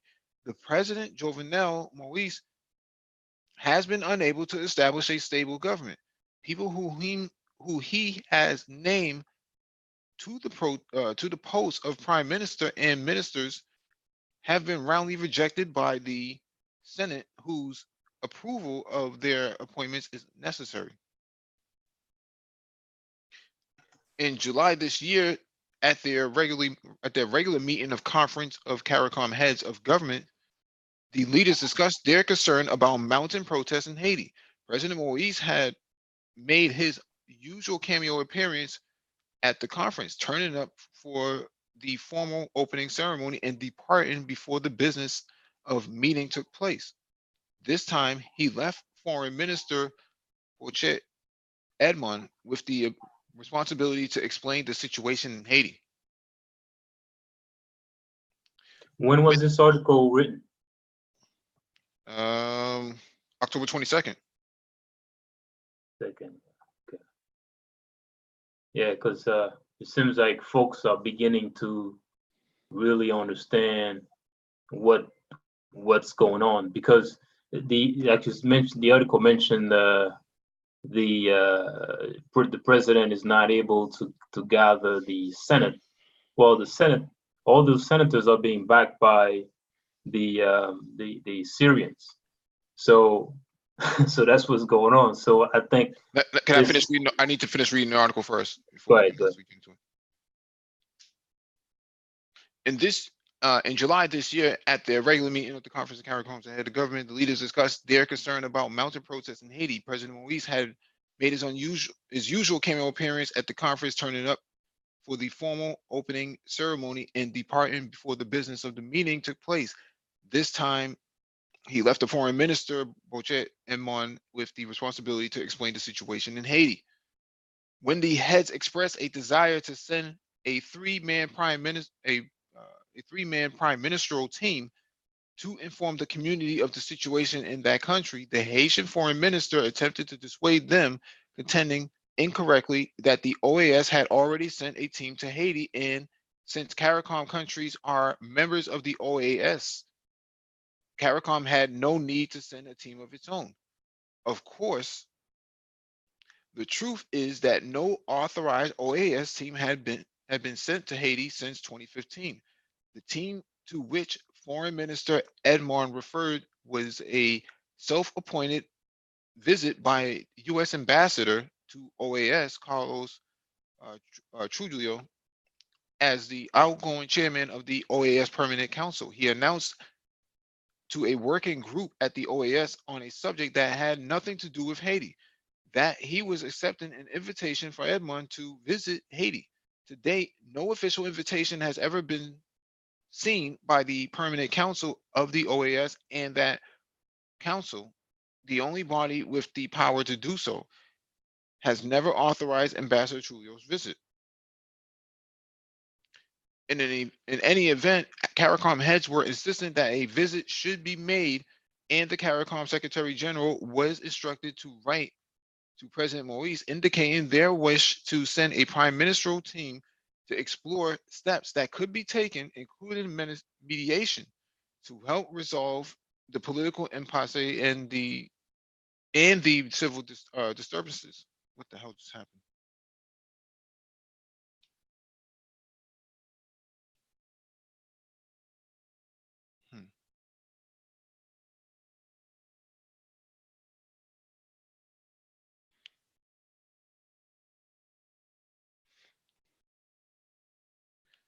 All right.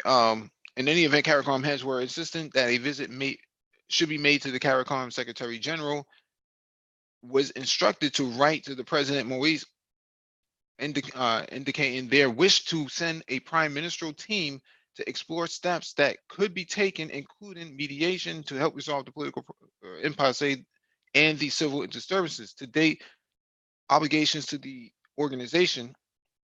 To date, Maurice has not responded, even though Haiti is a member of the state of CARICOM with binding obligations to the organization. This led the current chair of the CARICOM heads of government, Prime Minister Alan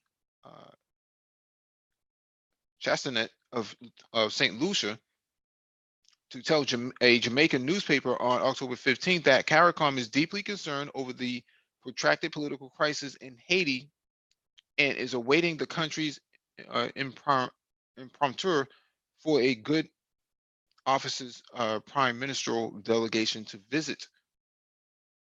To be clear, CARICOM countries acting as a group adhere to a strict policy of non-interference and non-intervention in the internal affairs of states, as set out in the charters of the United Nations and the OAS. Therefore, CARICOM heads were careful to seek the agreement of the President Maurice to accept a visit by 3 of his colleagues. Their objective was to serve the best interests of Haiti, including engaging members of the Senate, political parties, non-governmental organizations, and the private sector. In the absence of any response by President Maurice to their request to visit Haiti, CARICOM heads clearly must assume that they would be unwelcome. This has implications for Haiti's membership of the community, and in time, that should be a matter for review by CARICOM governments. In the meantime, the situation in Haiti worsens. On October 16, 4 members resigned from a 7-member commission President Maurice had appointed earlier this month to lead discussions to find a concerted solution to the crisis. Significantly, the 4 announced their resignations were former Prime Ministers Evans Paul, I don't even know how you pronounce his name, Pierre Luis, General Coordinator of the Human Resource Management Office attached to the Prime Minister's office, Baltazar, President of the ruling party, PHTK, and former Defense Minister Jean Rodolphe Josel. This clearly demonstrates deep schisms in the government, in the governing party, and the government itself. So I'm not going to read this whole thing, but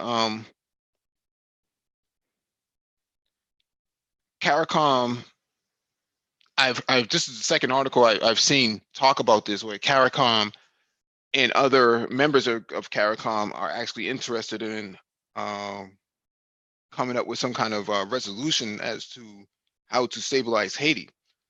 What I find interesting is that they didn't seem to particularly, or at least they weren't vocal enough before all of the crisis happened, right? So Haiti, this isn't the first time Haiti has had political upheaval. There's been many times before, but where was CARICOM before that?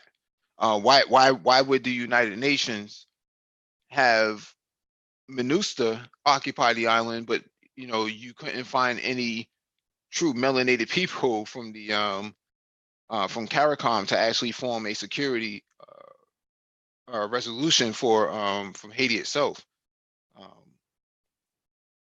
This is very interesting. Yeah, my understanding is CARICOM is really there primarily for economic, free, exchange of goods between the members. This is the first time. They have never been integrated. They have never said much from a standpoint of politics. Hmm. They're the economic wing of the Caribbean, basically. Right.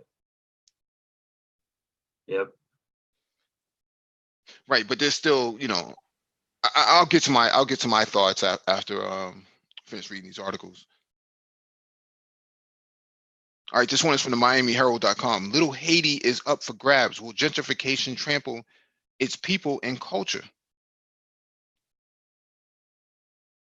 For 2 decades, Marie Jefferson scraped out a steady living running a botanica, a distinctly Haitian. Let me expand this out.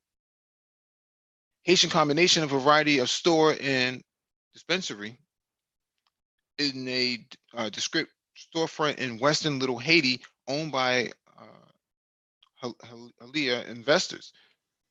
Then the not so visible hand of the free market that stirred up the surge of redevelopment across Miami arrived in a long shunned Little Haiti. New investors drawn by cheap land prices bought the strip of shops of Northwest 2nd Avenue near historic Edison Middle School. Part of a portfolio of 30 Little Haiti properties they acquired for $6.7 million.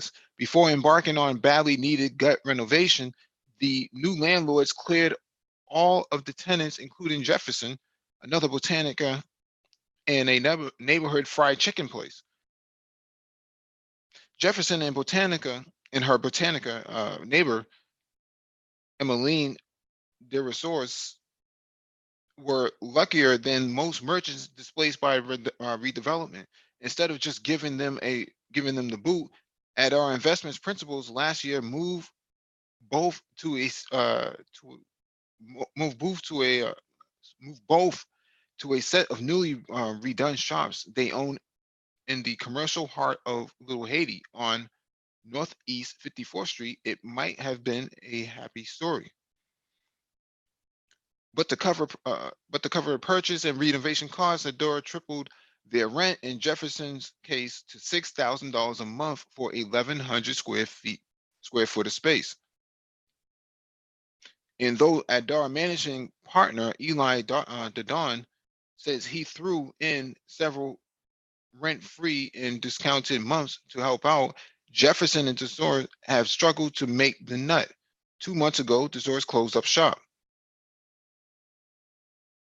Like this, the resource, Jefferson says she lost much of her strictly local walk-in clientele when she made the move 3/4 of a mile to the east. And now business in St. Michael, Super Botanica, a marginal enterprise in the best of circumstances, is so slow she doesn't know if it can survive much longer. Rent is up high, said Jefferson 62, pointing to the bulging veins in her forehead and speaking in an agitated mix of Creole and English. I feel stressed, terrible. I don't have enough money. Jefferson's plight encapsulates the trepidation and uncertainty that's been enveloping the neighborhood where she has lived and worked since arriving from Haiti as part of the wave of refugees and boat people 4 decades ago. So this doesn't surprise me. I'm not going to read this whole thing, but this doesn't surprise me that since this administration has taken office, there's been a massive wave of not just gentrification, but sending a lot of Haitians back to the island through this immigration policy. ICE has been tracking these people down like they're dogs or something. Even some of them that should be legitimately here are actually being sent back unfairly.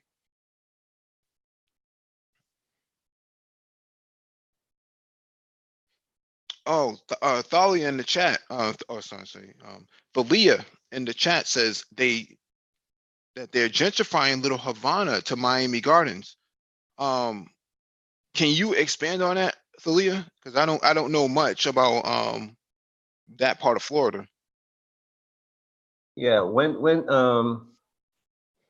I think it was started about 1978 or so, 79, 78, 79. Hmm. Haitians started coming in because of what was going on in Haiti. George Bush, I don't know if you remember, George Bush had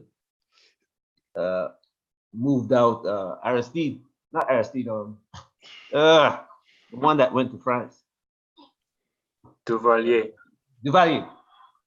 And the Haitian boat people started coming into Miami in waves, just like the Cubans did before. They moved into Little Haiti and built it out. I mean, it in that area, it was becoming rundown. And they're the people who started building up. The problem is that they didn't buy out all the stores, all the houses, all the places that they moved into, they didn't buy out. It's like Harlem for Black Americans. They didn't buy out Harlem, and then they have a problem. Wow. And that's what happened in Miami with the Spanish. Now they built. You wouldn't know Miami, but they built all the way out to the turnpike. So they have no more space except they go into Everglades. So now they're moving north and east. They're going past Hollywood. So all the Spanish people that came into Miami, what they do is they buy up everything. And not only the Spanish people that came into Miami, but other people. Now that South Beach is built out, now they moved into other areas. People from South America who have lots of money invest their money. They don't move from South America, but they come to Miami and buy up the property, invest in it, and make money. And that's what happened to Little Haiti. Lots of Brazilians does that too. Yep, Brazilians. Well, they bought up all the condominiums along Collins Avenue. That's what they did. They invested a lot of money and drove up the price so much that now they're moving out because they can't. Other Brazilians now can't afford to buy on Collins and going down south. So now they're moving north, and Little Haiti plus other areas where other not so wealthy Spanish people are living. They're pushing those people out. I mean, I don't know if you ever heard about Overtown. Overtown was traditionally a Black place where, it's run down. They built, from the time Dade County built the stadium there, the people moved in. I don't know, when they say the stadium, they built the Heat. They took all the land on one side of the highway because the highway divided up the Black neighborhood. And they took all that land, built a stadium on it, and then all that area became gentrified. Now they're moving east and north, like I was saying. And the Haitian, if you're not established, that old lady, she didn't buy her place. If she had bought her place, then they would have to buy it from her. But that's what happened. The rents were so cheap that she just stayed in there and felt comfortable. Can't do that in America. But she's an old lady, you know what I'm saying? And when you come here, if you're not educated, you might be business savvy. But if you're not educated to learn the ways of things in America, that's what will happen to you. And a lot of, it happened to a lot of people who came Cuba, the boatlift people. It happened to a lot of them too. They came into Miami, they bought a little house somewhere, and then the county came along, they lost their house and everything. So that's what's happening in that area. They expanded 95 going all the way down to US 1, and South Beach came in, they built all these places out there. Now, my son and his girlfriend used to live in South Beach. He's a doctor and she's a manager at a bank, and they now can't afford to live in South Beach.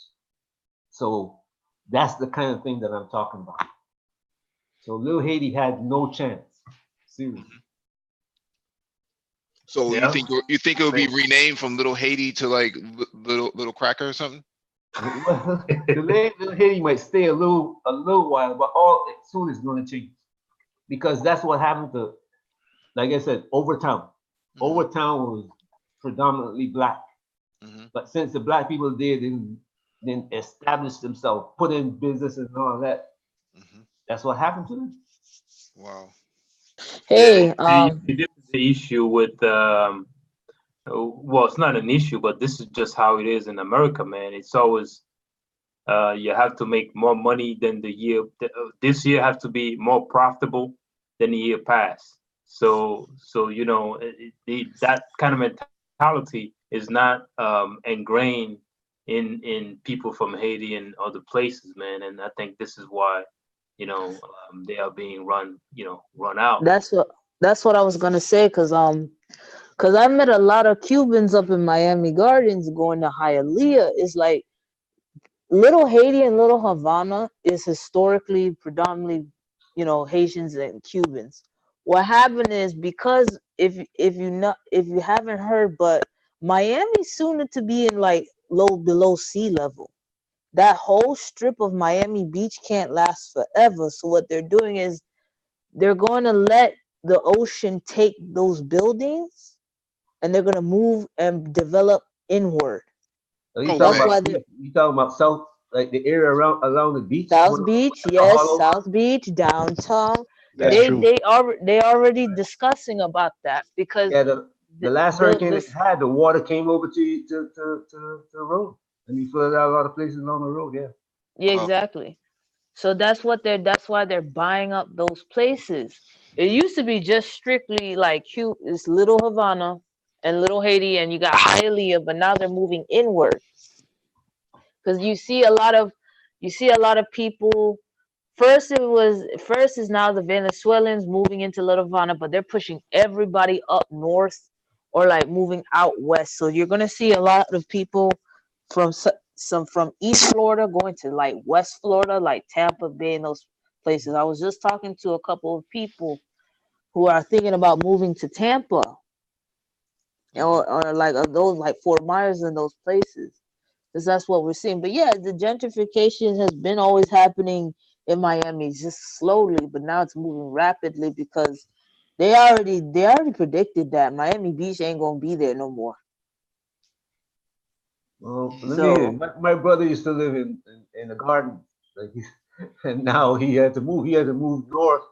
He's all the way up close to 75 yeah, because Gardens, the house out there, they're in our houses now. When he bought his house, he bought it for 100,000. yeah, that's basically what's happening. But I was listening to the whole articles that you were reading about Haiti, and it's like, yeah, there's a lot of I want to say nepotism.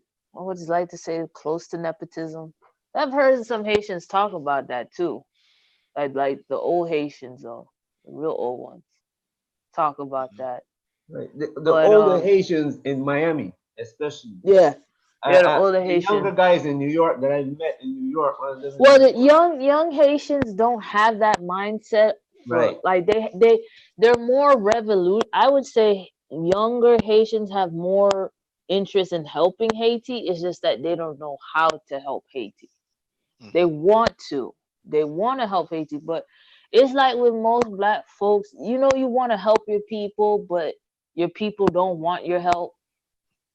That's where it's coming from. Like you want to help your people, but your people don't want help. Well, well, older people, older Haitians, Caribbean people in general, older Caribbean Yes, people, they no, it's settling not to even it. just it's not just that Africans so too. you have to let him finish his statement. He Oh, didn't finish sorry. his statement. Older Caribbean people in general, they move into a place, they settle down, and then they feel comfortable. It's not the young people. We're going to learn the culture that we are living in, and we're going to move with that culture. But the older people, they bring their culture with them, and they stay with that culture. That's why you got Little Haiti, and with when they name it Little Haiti, you become comfortable because you feel you're at home.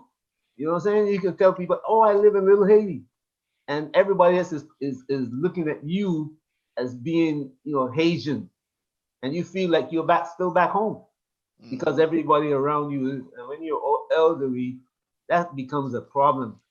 And that's one of the things I see with Haiti, not only Haiti, but other Caribbean people in America. Oh yeah. It's a very changing place. It changes very fast if you let it get away from you. Let me go to Jack Oh. Charles. He has his hand up.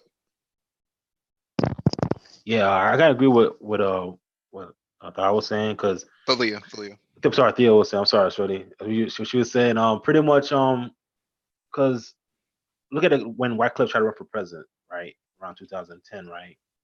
Who was giving him the most pushback? It was a lot of the older generation of Haitians. You know, they were saying stupid stuff that made no sense. Like, well, you know, he's not a good president. He won't be a good president. He doesn't even speak perfect Creole or even speak French, or he has dreadlocks. He can't be a president with dreadlocks. They were just saying some stupid ass things that made no sense. He was coming into. He wanted to, you know, create more businesses. He wanted to, you know, help the people, and they kind of blocked him out, right? And I think that's the problem is that and that's one thing I've noticed, like the older generation of Haitians, you know, they kind of like shoot themselves in the foot because I think they hold on to that conservative mindset so strongly. And that's what ties in with the Duvalier mindset, because I told my brother about this, and he was growing up at a time period living there. He was saying like they were saying some crazy stuff about Tonton Maku that had him scared that, like, you know, if you go outside in the street with no shoes on, you know, Tonton Maku's gonna get you, or if you do this, Tonton Maku's gonna get you. Like there, just people, and people really believe this stupid stuff, right? And you know what I'm saying, like the stupid ass things. Like, so I think that it's an old school mindset that's there, and I think once that kind of, you know, again, like time goes out, and a lot of new heads come in there, it's gonna change things. But what's kind of surprising me, you know, you have the well, the whole thing with with Little Haiti, I think that's more of a financial literacy thing. A lot of Haitians do come here just want to survive, just make money, right?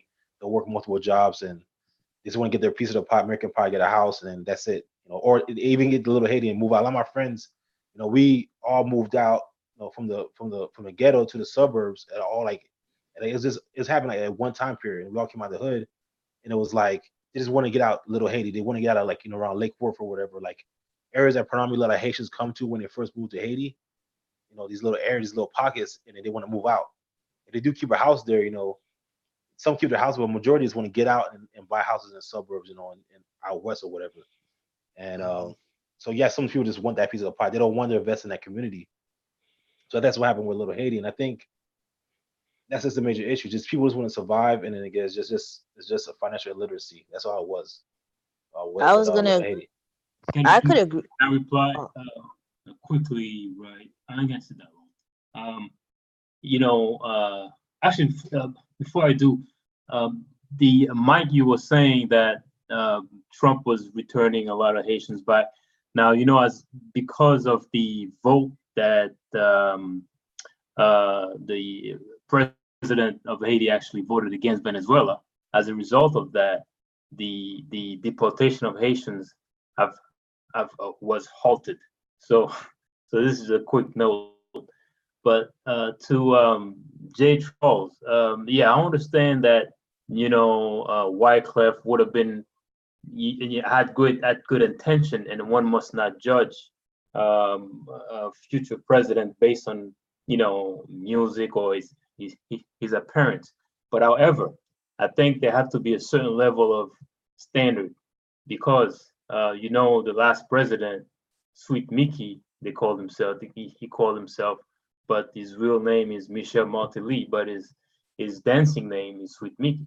Now, if you search, you know, everybody can go online, YouTube, search ex-president of Haiti, Michel Martelly or Sweet Mickey.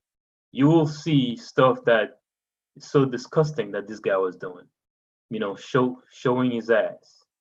You know, pretty much Canada actually banned him from coming to Canada because there was a show he was performing, and he actually removed his pants and actually showed his ass. So he was banned for 5 years. So yeah, I do understand, but there have to be a certain level of standard. And one must have a certain level of education, I think. I mean, I do kind of like the way the American system does it. Before you become president, you know, a lot of scrutiny is done to you. And this is not done in Haiti, and this is why we had that guy, Sweet Mickey, and if you see what this guy does, man, it's depressing. So and I understand democracy and all that. I think a country like Haiti, you kind of have to have very strong discipline, strong laws. This whole thing, people think democracy is like saying anything you want to say. Now the president, now everybody's is calling him all kinds of names because it says democracy. But back in Duvalier time, you are not allowed to even say anything near bad about that president. And I think this is what Haiti needs. We need some sort of standard. I was just gonna. Oh, sorry. Go ahead. I'm done. I was just gonna say it's go ahead. kind of like. It was kind of like I was listening to the Tanzanian president. He was talking about how most African leaders or just Black leaders in general have, like, each group have like, even though Africa has one destination, each destination requires each tribe and group to work things out. So as far as Haiti, the Caribbean, to Central, South America, and North America, I think there needs to be a Black solidarity in the Western Hemisphere, but each to each their goal. I respect ADOS. I respect the Haitian interest. I do respect other Jamaican and other Caribbean interests, but it has to be one solidarity. Like, no, like what's happening with Haiti, with these Arabs coming in, and Europe and the Western powers don't want Haiti to be successful. And it's just basically they don't want to see a Black man succeed. That's basically what it is. Yeah. I really come to like realize that you have to set rules for these people because they'll just walk all over you. It doesn't matter which group it is. Could be Chinese, could be Europe, could be the Arabs. It doesn't matter. Could be the Middle East, doesn't matter. Like, Black people in general have to set the rules straight, what they will and will not allow. It's like that Matthew McConaughey quote. He said, if you allow certain things to people, they'll keep doing it over again. And this is a lesson Haiti is going through. And this is a lesson for all of Black folks. If you allow people, even within your group, do things, even within your group, because I won't talk about what happened in the past years, but if you allow things happen in Black YouTube, then it messes up what you're trying to accomplish. So there needs to be a set of ground rules, what you will and will not allow with other people, and what you will and will not allow within your group. And I'm gonna be quiet. That's my take. Yeah, and Yeah, you know, but One of the problems that Haiti has is that, you see, the U.S., these Arabic people coming out of the Middle East Mhm. as a result of what the U.S. is doing in the Middle East. They're not only moving to Haiti. I don't know if you read about Brazil and South America, they're going down Oh there yeah, also. yeah, They're going down yeah. there also. And the U.S. and the EU made it easy for them to establish bases in Haiti. When after the earthquake, and the U.S. keep creating disasters in Haiti, so Well, that the thing is, the people are letting these people with money in. this Go is ahead. what I'm saying. This is what I'm saying. You have to have groups. You have to have restrictions, because you know how Western powers are. You're gonna have to. You can't trust anybody. You can't even trust some of your own people. You gotta be quiet. You gotta be quiet and let the chips fall. It's like playing the long. You play Gyo. I play Gyo, the Chinese game. It's an Asian game in general. It's called Gyo. It's like a long game. It's a very long game. But that's what you got to play, the long game. You can't really say too much about what you're doing. You just got to let your actions speak for yourself. And, for all my Haitian folks who listening, you know, if you want to help your country, sometimes you got to be quiet and just make those moves. I mean, I know they're giving, like, for example, they're giving Jay-Z pushback, but Jay-Z's smart. Just shut up. Because a lot of people, if you talk too much, you're revealing your plan. The less they know, the better. Mhm. Yeah, I Huh. kind of agree with that. You know, I mean, to the, yeah, I'm not a fan of the Duvalier regime at all. But there are a lot of things that a lot of aspect of his presidency or dictatorship that actually worked. You know, there was a standard. You know, there was no thieves at all. In fact, you know how people demonize people, you know, folks who commit sexual assault in this country. That's the same level of this of demonization would happen to you in Haiti back then if you steal anything from anybody. Once you're labeled that, then you're pretty much done in society. You know, so even Bob Marley was banned from coming to Haiti because that represented a sort of revolution. If you had Afro, you were sent to the precinct and have your hair cut off because that symbolizes revolution. So I think, you know, I think at some point one must sacrifice one's freedom for the benefit of the freedom of an entire people. Because if everyone does its own thing, then you don't have an army of one. You know, so I That's think this is what a lot of folks are beginning to realize, that hey, we can't deal with that democracy stuff. That stuff is just not working in some countries. Mhm. that's why China is the way China is right now. Like, if you think about the history of China and the communist China, yeah, it was messed up what they did, but in the long run, look at them now. Granted, they're going through a lot, but look at them now. After what the West has done, I mean, I'm just gonna put it: the Western powers are poisonous.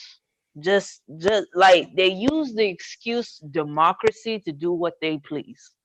It really wasn't democracy. It's basically Roman Empire 2.0, or trying to become a Roman Empire 2.0. Raj Motive in the chat says no possibility of a black solidarity. It's a treat, and besides, these various blacks are very different. I disagree with that. I think we're having solidarity right now, so to say that it can't happen, you know, is a bit of a misnomer. Um, the whole purpose of having live streams like this is so that we, you know, put a spotlight on some of the issues that are happening with melanated people outside of the United States. Contrary to Adolf's belief, there are black people outside of the United States in higher numbers than within the United States itself. You know, you're talking 80 million just in Brazil alone. So I want to shine a light about what's happening in Indonesia and Melanesia. If nobody was looking about the atrocities, what's happening in Melanesia from Indonesia's government, and what the Indonesia's government's done to their people as well, no, because of well, the tonight is Haitian Solidarity Talk, so I well, I want know. to make sure we focus on Haiti. Well, I'm Because- that's what I'm saying is like, I'm saying when you were giving an example of there's more black people outside oh yeah, of just ADOS, that Melanesia is one of those islands, like in the Pacific. right, right. But So that's what we're talking about, Raj. Motive. That's what we're talking about here, and you know, before we close out at 11:30, I want to make sure that we all go around the table and kind of give our ideas on what the path or the future of Haiti should be, and what can Haitian Americans do to contribute to the future of Haiti. I'll go first. You know, we were talking about the dictatorship back then when Duvalier was president. I think some people are actually forecasting that this current president may start looking like that as once if he succeed next week with the big time protest, because once that's done, the entire Senate is going to be gone because their contract expires in January. And once their contract expires in January, he's going to be the sole president there. Now, so the word is to change the constitution and allow for Haitians within the diaspora to have equal rights with the Haitian in the country, and now also allowing us from the diaspora and actually go down there and actually invest, not having the fear of the Syrians who may kill or kidnap you or rob you, because that's what they're actually currently doing. They don't want anyone else going into the country. In fact, there was a group of folks who actually opened an hotel there, Best Western Hotel, in the franchise. Now, that team is not part of the Syrians. I don't know who it is. It's Lebanese. no, I don't think it's Lebanese neither. It's not part of the core Syrian or Lebanese team. So basically, what you have, those guys actually left as of they closed their doors. Their doors as far as I'll say a few days ago, maybe last week. But because actually they are claiming that folks are burning and committing a lot of vandalizing the area. But now the actual Syrians, their businesses are intact. They're not being attacked. So that tells you is a strategic way to actually destabilize the country while breaking the businesses of people who are not part of that core team that they have. So I think as a solution, it's pretty much folks from the diaspora going back there and actually invest. But before you can do this, they have to be a stabilized country, right? I mean, you can't, shit. I mean, imagine you go out there with all your money and invest, and you lose all of your money. God forbid you lose your life. So yeah, I think there's a cleanup. Hopefully,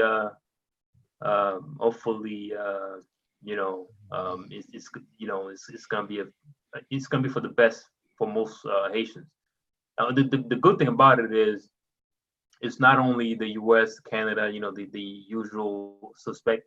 Right now, you also have Cuba, who has a strong interest in to actually have the president stay. So as an effort to kick out the class, or so-called elites. That's all I have. I guess kind of long, but oh dang! I didn't know you were Haitian all this time. oh yeah. I'm Haitian. Yeah, it's good to hear. Thank you for your contribution. Yeah, Sure. thank you for your contribution. Jay Charles is next. Yeah, I kind of decided what Dina said is kind of like it's going to take more interventions of other Caribbean nations, and also it has to be an organized effort within the U.S., right?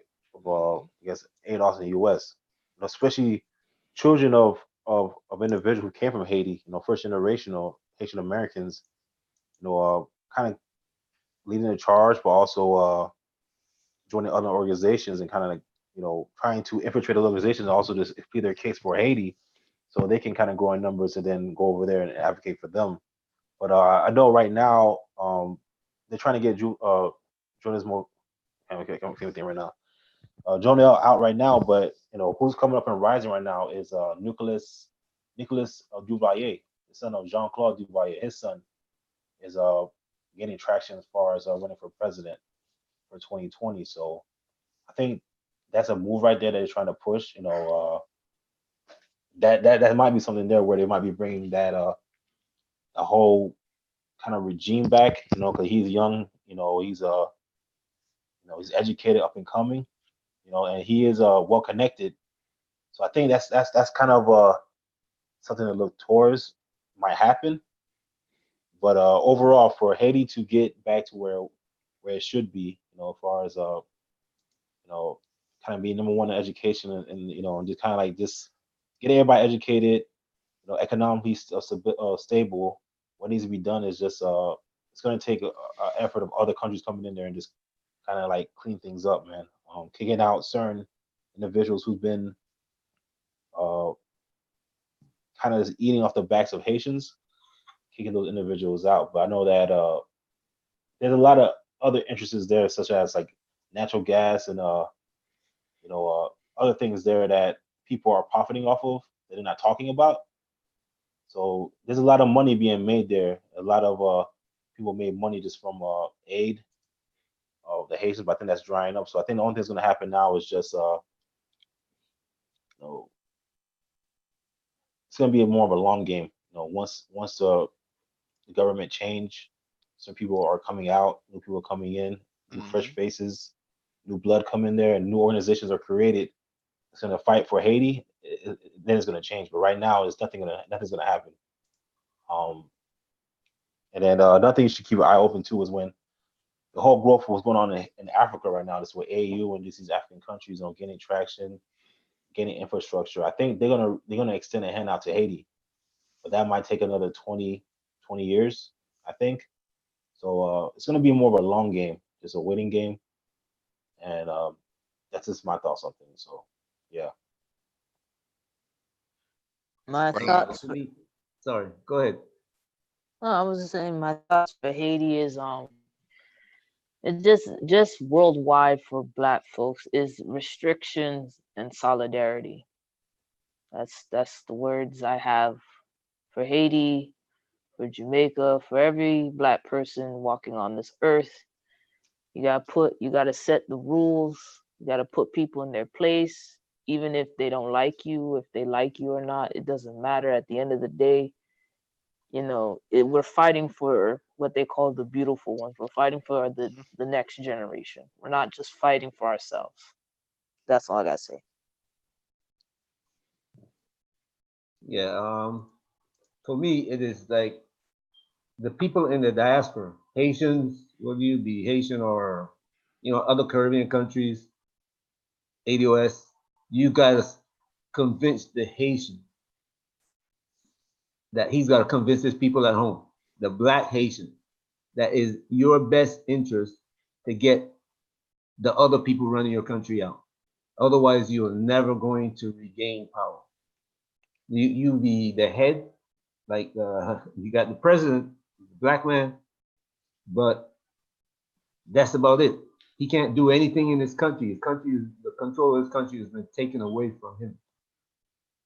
So essentially, and you have that Haiti. What you see in Haiti, you just can look at other countries, and see that Black people are the head of the country, and somebody else behind him pulling the strings.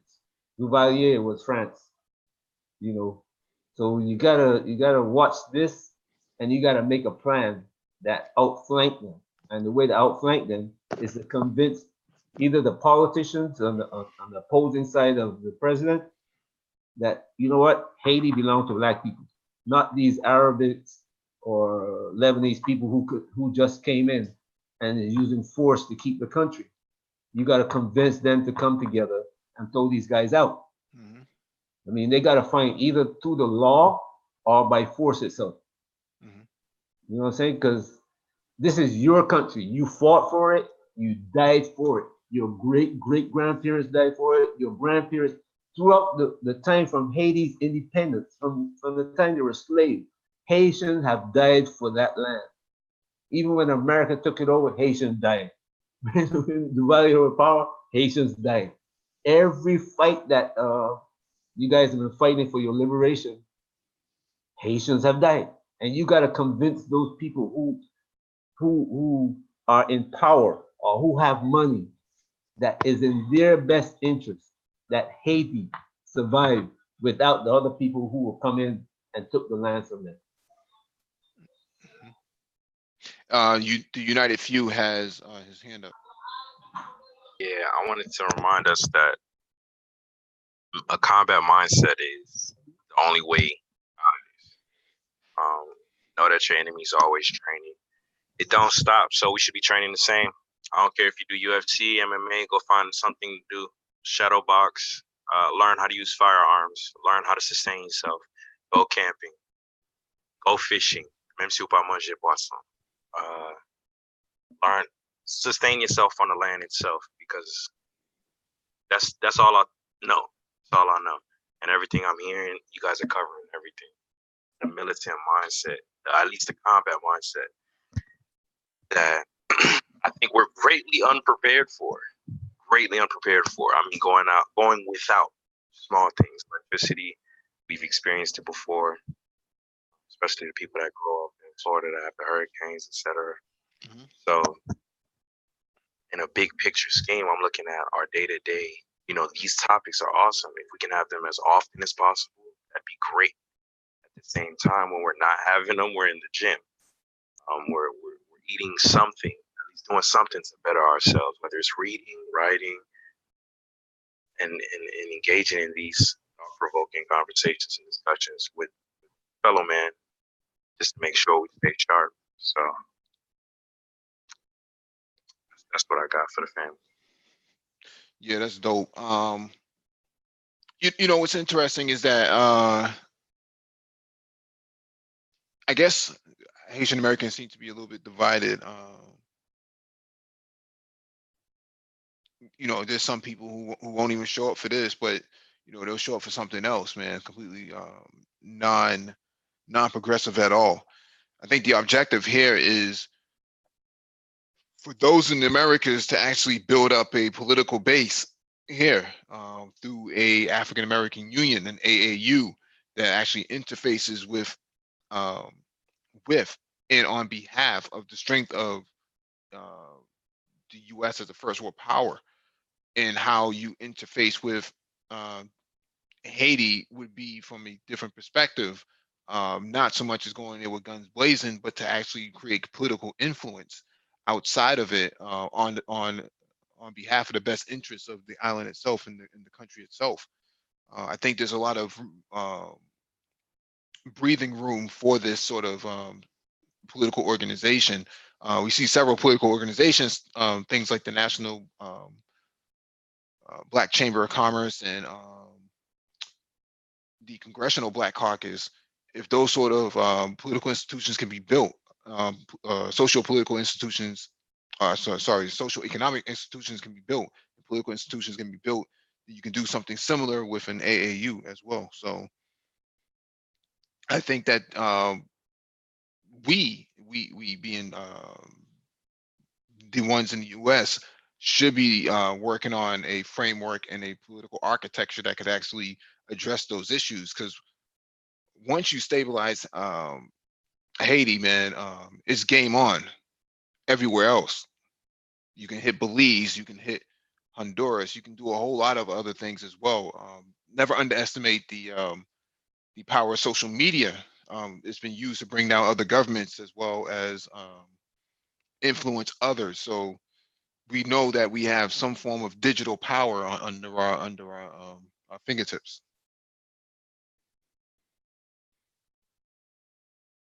Caramelized Sugar says, get the U.S. out of Haiti first and foremost. Yeah, I think somebody in the chat said, what about Chinese investments in the Caribbean? I think that the Chinese have made investments into Haiti too. You know, a lot of the roads and infrastructure being built is coming from that. So what happens with this, I don't know. Maybe what the Chinese are trying to do in the Caribbean is what they've long been doing in Africa and other places with the BRI, the Belt and Road Initiative. You pump some money into these countries, do some infrastructure development. We saw what they did in Jamaica, new highways connecting Kingston to other parts of the island, cutting down travel from 5 and 6 hours down to just 90 minutes is actually tremendous. New infrastructure from University of Kingston and you know, hospitals and stuff like that have been built the last few years. So we see where this is going. Those are just examples. Yeah, Mike. Just some quick on this Chinese thing, right? The reason why the Chinese has not been so involved in Haiti, although they've done things, it's the fact that Taiwan and China are not seeing eye to eye, and the U.S. backs up Taiwan. Yep. So as a way to get to be on the U.S.'s side, the current president of Haiti chose Taiwan to do business with over China because of pressure from the U.S. So meanwhile, the DR, they have a little more leverage. They actually went with China, but China is slowly getting into Haiti now, though. Yeah, they are. They are. My neighbors are Haitian. They tell me all the time because they have property down there. They went to go take their Range Rover down there a few months ago, and park it down there at one of their properties. And so that was a conversation we had a few months ago. I think we can learn from like how the Chinese business plan is towards this Belt Road Initiative. Like the Black diaspora can do the same thing amongst each other. Like it's basically how Chinese always have a Chinatown. That's basically like a hub network of people from mainland China going to another country. Right, you didn't see that until after the 1960s, after Nixon went to China. So it's not like those places were always there. No, those things they're relatively recent. Yeah. But see, the difference is the Chinese are one people in their own mind. They've been, they have this dogma, but we don't. Right. Because they have a specific language they speak too, right? Mandarin, right? So in Cantonese. So we don't ADOS doesn't really have a language that's particular. And then they have a dictatorship. It's pretty wide. It's well known now. Their president is for life, so it's one voice. It's people one voice, and that's what I think we need to adopt, man. Yeah. Well, they have a pretty technocratic sort of leadership. I think most of your stabilized countries, wealthy countries are run by technocrats. You look at Singapore, you look at South Korea, you look at China, Russia. Those are all technocratic countries. They run like that. Yeah, but for most like countries like Haiti and the Caribbean to like Brazil and those places, and even to Africa, in order for that, people have to have one common goal, and they have to stick to that common goal. And like these kind of talks, like Black Brain Trust, like there needs to be like a black, all black, I want to say like an all black brain trust, but like for like different hubs. Like you got one in think tank. You're talking about a think tank. Yeah, think tank. And we have all the leaders, representatives, the people who do engineering and tech, all discuss what they want to do within their country and amongst each other. Like what Kagame is trying to do is like that free trade amongst African countries. That's what most Black people need to do is free trade, like do that free trade kind of exchange amongst Black people. It's just hard to get people on that solidarity and restrictions though. Yeah, it's, Caroline Sugar in the chat says the work is being done in Haitian communities in the diaspora, Mike V. So she shuts me up. She tells me, she told me off. Well, I'm just saying it's not just for Haiti alone. This is just in general for ADOS, for Jamaica, for just people in Central and South America. This needs to be done. You can't have people run you over. It's time to set the rules, and it's time for Black people to set the record straight. Well, you can't even get Black people to organize on YouTube. So how would you get them to be able to do it on the street? Well, Mike, this is what I tend to do. I tend to block those people out until they come correct. That's what I do. Okay. I tend to ignore them until they get correct. That's what you're supposed to do when you basically ostracize those people. They don't want to come correct. Don't let them in. Let them suffer. Mm. Well, Right. you're the first sister I've heard say that. I mean, No, but I'll be honest. say it in such a tone, like this is what I mean. This has got to be done. Period. No questions about it. And I I'm mean, glad to hear that. Well, no, Thalia is the new modern day not Rosa Parks, Harriet Tubman. She's the new Harriet Tubman for you block 2019. them So out. No, but it's like my great grandmothers before they passed. Maya got a great grandma, Miss May, before she passed. She always had an attitude. If she like you, she like you. If she don't like you, she don't like you, and she'll show it. mhm. She'll just block you out. That's what she'll do. It's That's also, what she'll do. also just are not in agreement with this kind of talk. That's the problem. But I think we definitely need to adopt a more assertive way of talking, speaking, expressing ourselves. Yeah, yeah, that's basically what we need to do. Well, it's a pleasure to hear about this new Haitian revolution, y'all.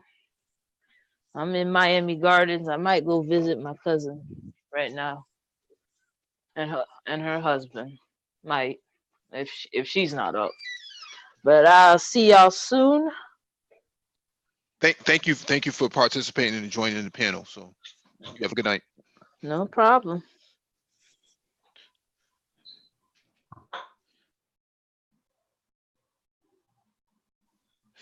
You get in touch with Leah in the chat. You can click on her name. You can subscribe to her. But yeah,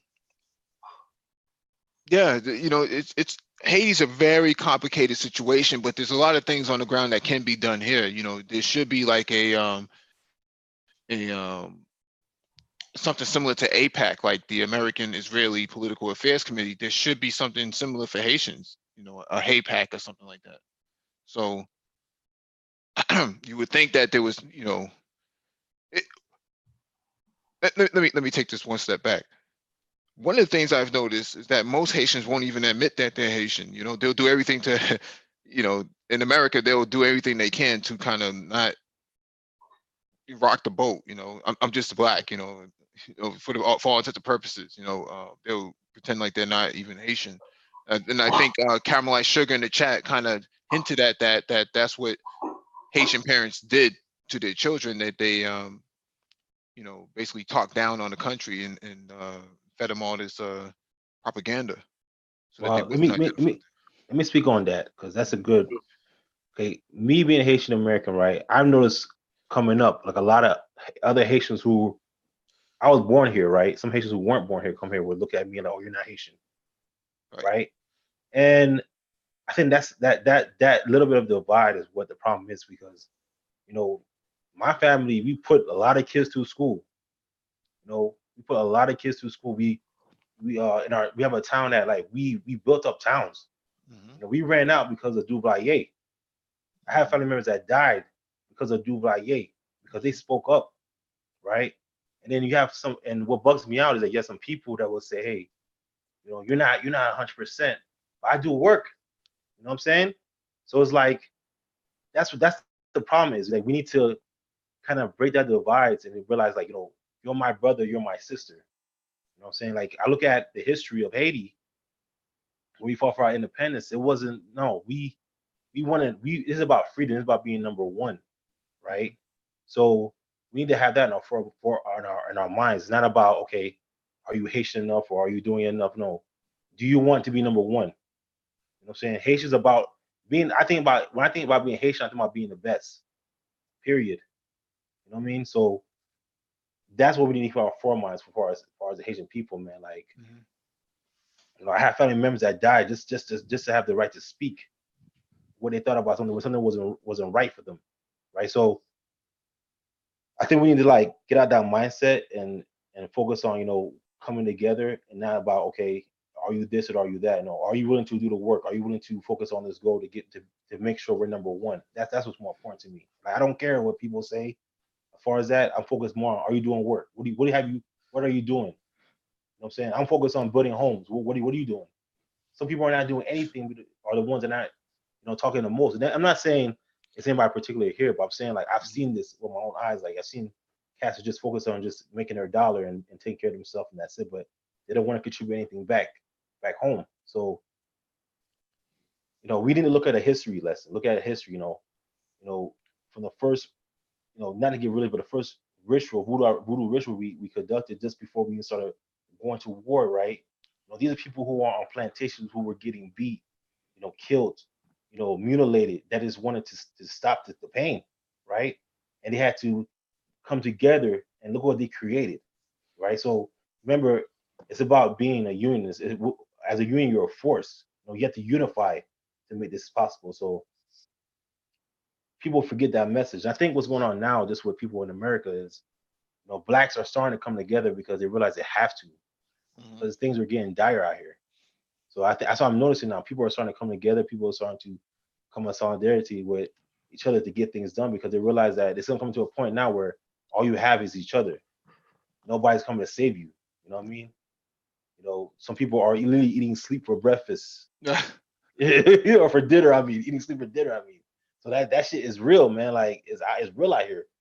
So yeah, we call it a keto diet in the yeah, you call it that, man. But again, it's about, you got to unify. What made Haiti so successful, man? Like, people just don't forget. What made Haitians so successful to do what they did was to do the impossible just by unifying and being on code. Just that itself, threw their whole thing in the tizzy. You know what I mean? So that's what it's about. Yeah, I think what's happening with Haitians on the island and those in the diaspora, people are getting real cutthroat, man. No love for each other, man. They throw up the flag and then they run around Zoe this, Zoe that, but then you try to work with people, they're like, no, you're not, you're blind. You're not really Haitian. You're not really down with us. Get out of here. But they'll take your money though. They have no problem taking your money from you. It's crazy, man. It's crazy. I don't know. There's a lot of self-hatred, man, out there. That's the only thing I can attribute it to is self-hatred, because why would you treat another melanated person who's a descendant of the very country you come from as a foreigner? Like it's crazy. Not saying that Bayesian people don't do the same thing, because I do see that with Bayesian people too from the island. They are, they're so holier than thou. Well, if you're so holier than thou, why are you here and not there then? Great question. Yeah, it's crazy. They're more pure. They think they're more pure. That's the Caribbean thing, bro. Yeah. But you come from the country, I'm from the city. I'm from St. James. You from St. Catherine. Yeah, I never understood that. I don't know why it's like that, but that's in every other Caribbean islands. I don't understand why it's like that. Like, what is that? Like a culture thing or something? Or no, it's a class thing. It's just a class thing. People think that they're better if they come from there. You get the same thing. Europeans are starting to treat Americans like this now too. White Americans are fall into their purposes, man. They're an invention of colonialism. Europeans can trace back their history, through their lineage. Those who are still on the subcontinent of Europe, right? They can still trace their history back, 500 years. Americans can't really do that. They can only go back so far before they realize, how they got here. And they're like, oh shit, let's not have that conversation. How about those Red Sox? How about those Yankees? Yeah, I always thought about that. That's true though. That's true. The British are very uptight, uptight with their nose, man. They really look down on most folks. They also look down on America. Yep. Yeah. Yeah, they definitely, you can see with some of the political changes they made in the last couple of years, man. They won't allow Americans to come over there and occupy their country. So they're requiring them to have visas now and stuff like that. You got to apply for Oh, that stuff. really? I Yeah. didn't know that. Oh. Does Yeah, America requires visa from the British as well? I don't know all the details. I only saw a European Union notice that went out probably about a year or so ago. This is during the Trump administration, that they're requiring people to have these visas and stuff coming from America. I think they're going back into isolation. Yeah, I remember I was having a quick conversation with a lady I met a white British lady at a supermarket, and she told me she's here for a little while. So I said, "How long are you here for?" Basically, she just replied, "Well, I can stay here for as long as I want." I'm like, I didn't ask you. You know what I'm saying? This is this obnoxious crap. Yeah. But yeah, the British, man. Yeah, I think this is, if we're going to be here, man, in this country, we're going to have some political organization. There has to be some political architecture. There has to be an economic framework that's going to allow melanated people to exist for the next 100 years. Because it stands right now, it may not last that long if you don't do something now. Now's the time to actually do something that's going to be formative, at least for the next 50 years. You got to think at least 100 years in advance how this is going to play out. Why start something now? And that's part of the issue, right? You hear a lot of people blame the boomers for not doing something. And you hear pretty soon you're going to hear, the Zennials and the Millennials blame the Gen Xers for not doing stuff. So, it is going to go round robin again.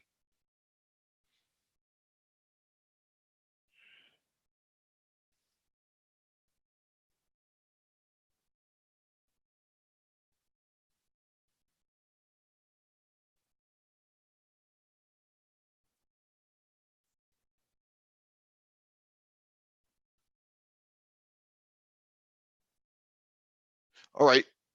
Thank you all for joining us. Hit the like button if you have not already done so. Share the video if possible, and hit that notification bell so you get all the updates from the Black Brain Trust, including those posted on the community tab today. Thank you for all of you who have participated on the panel. It's been dope. A great show. Definitely. Peace out, gentlemen. Yeah, shalom, everyone.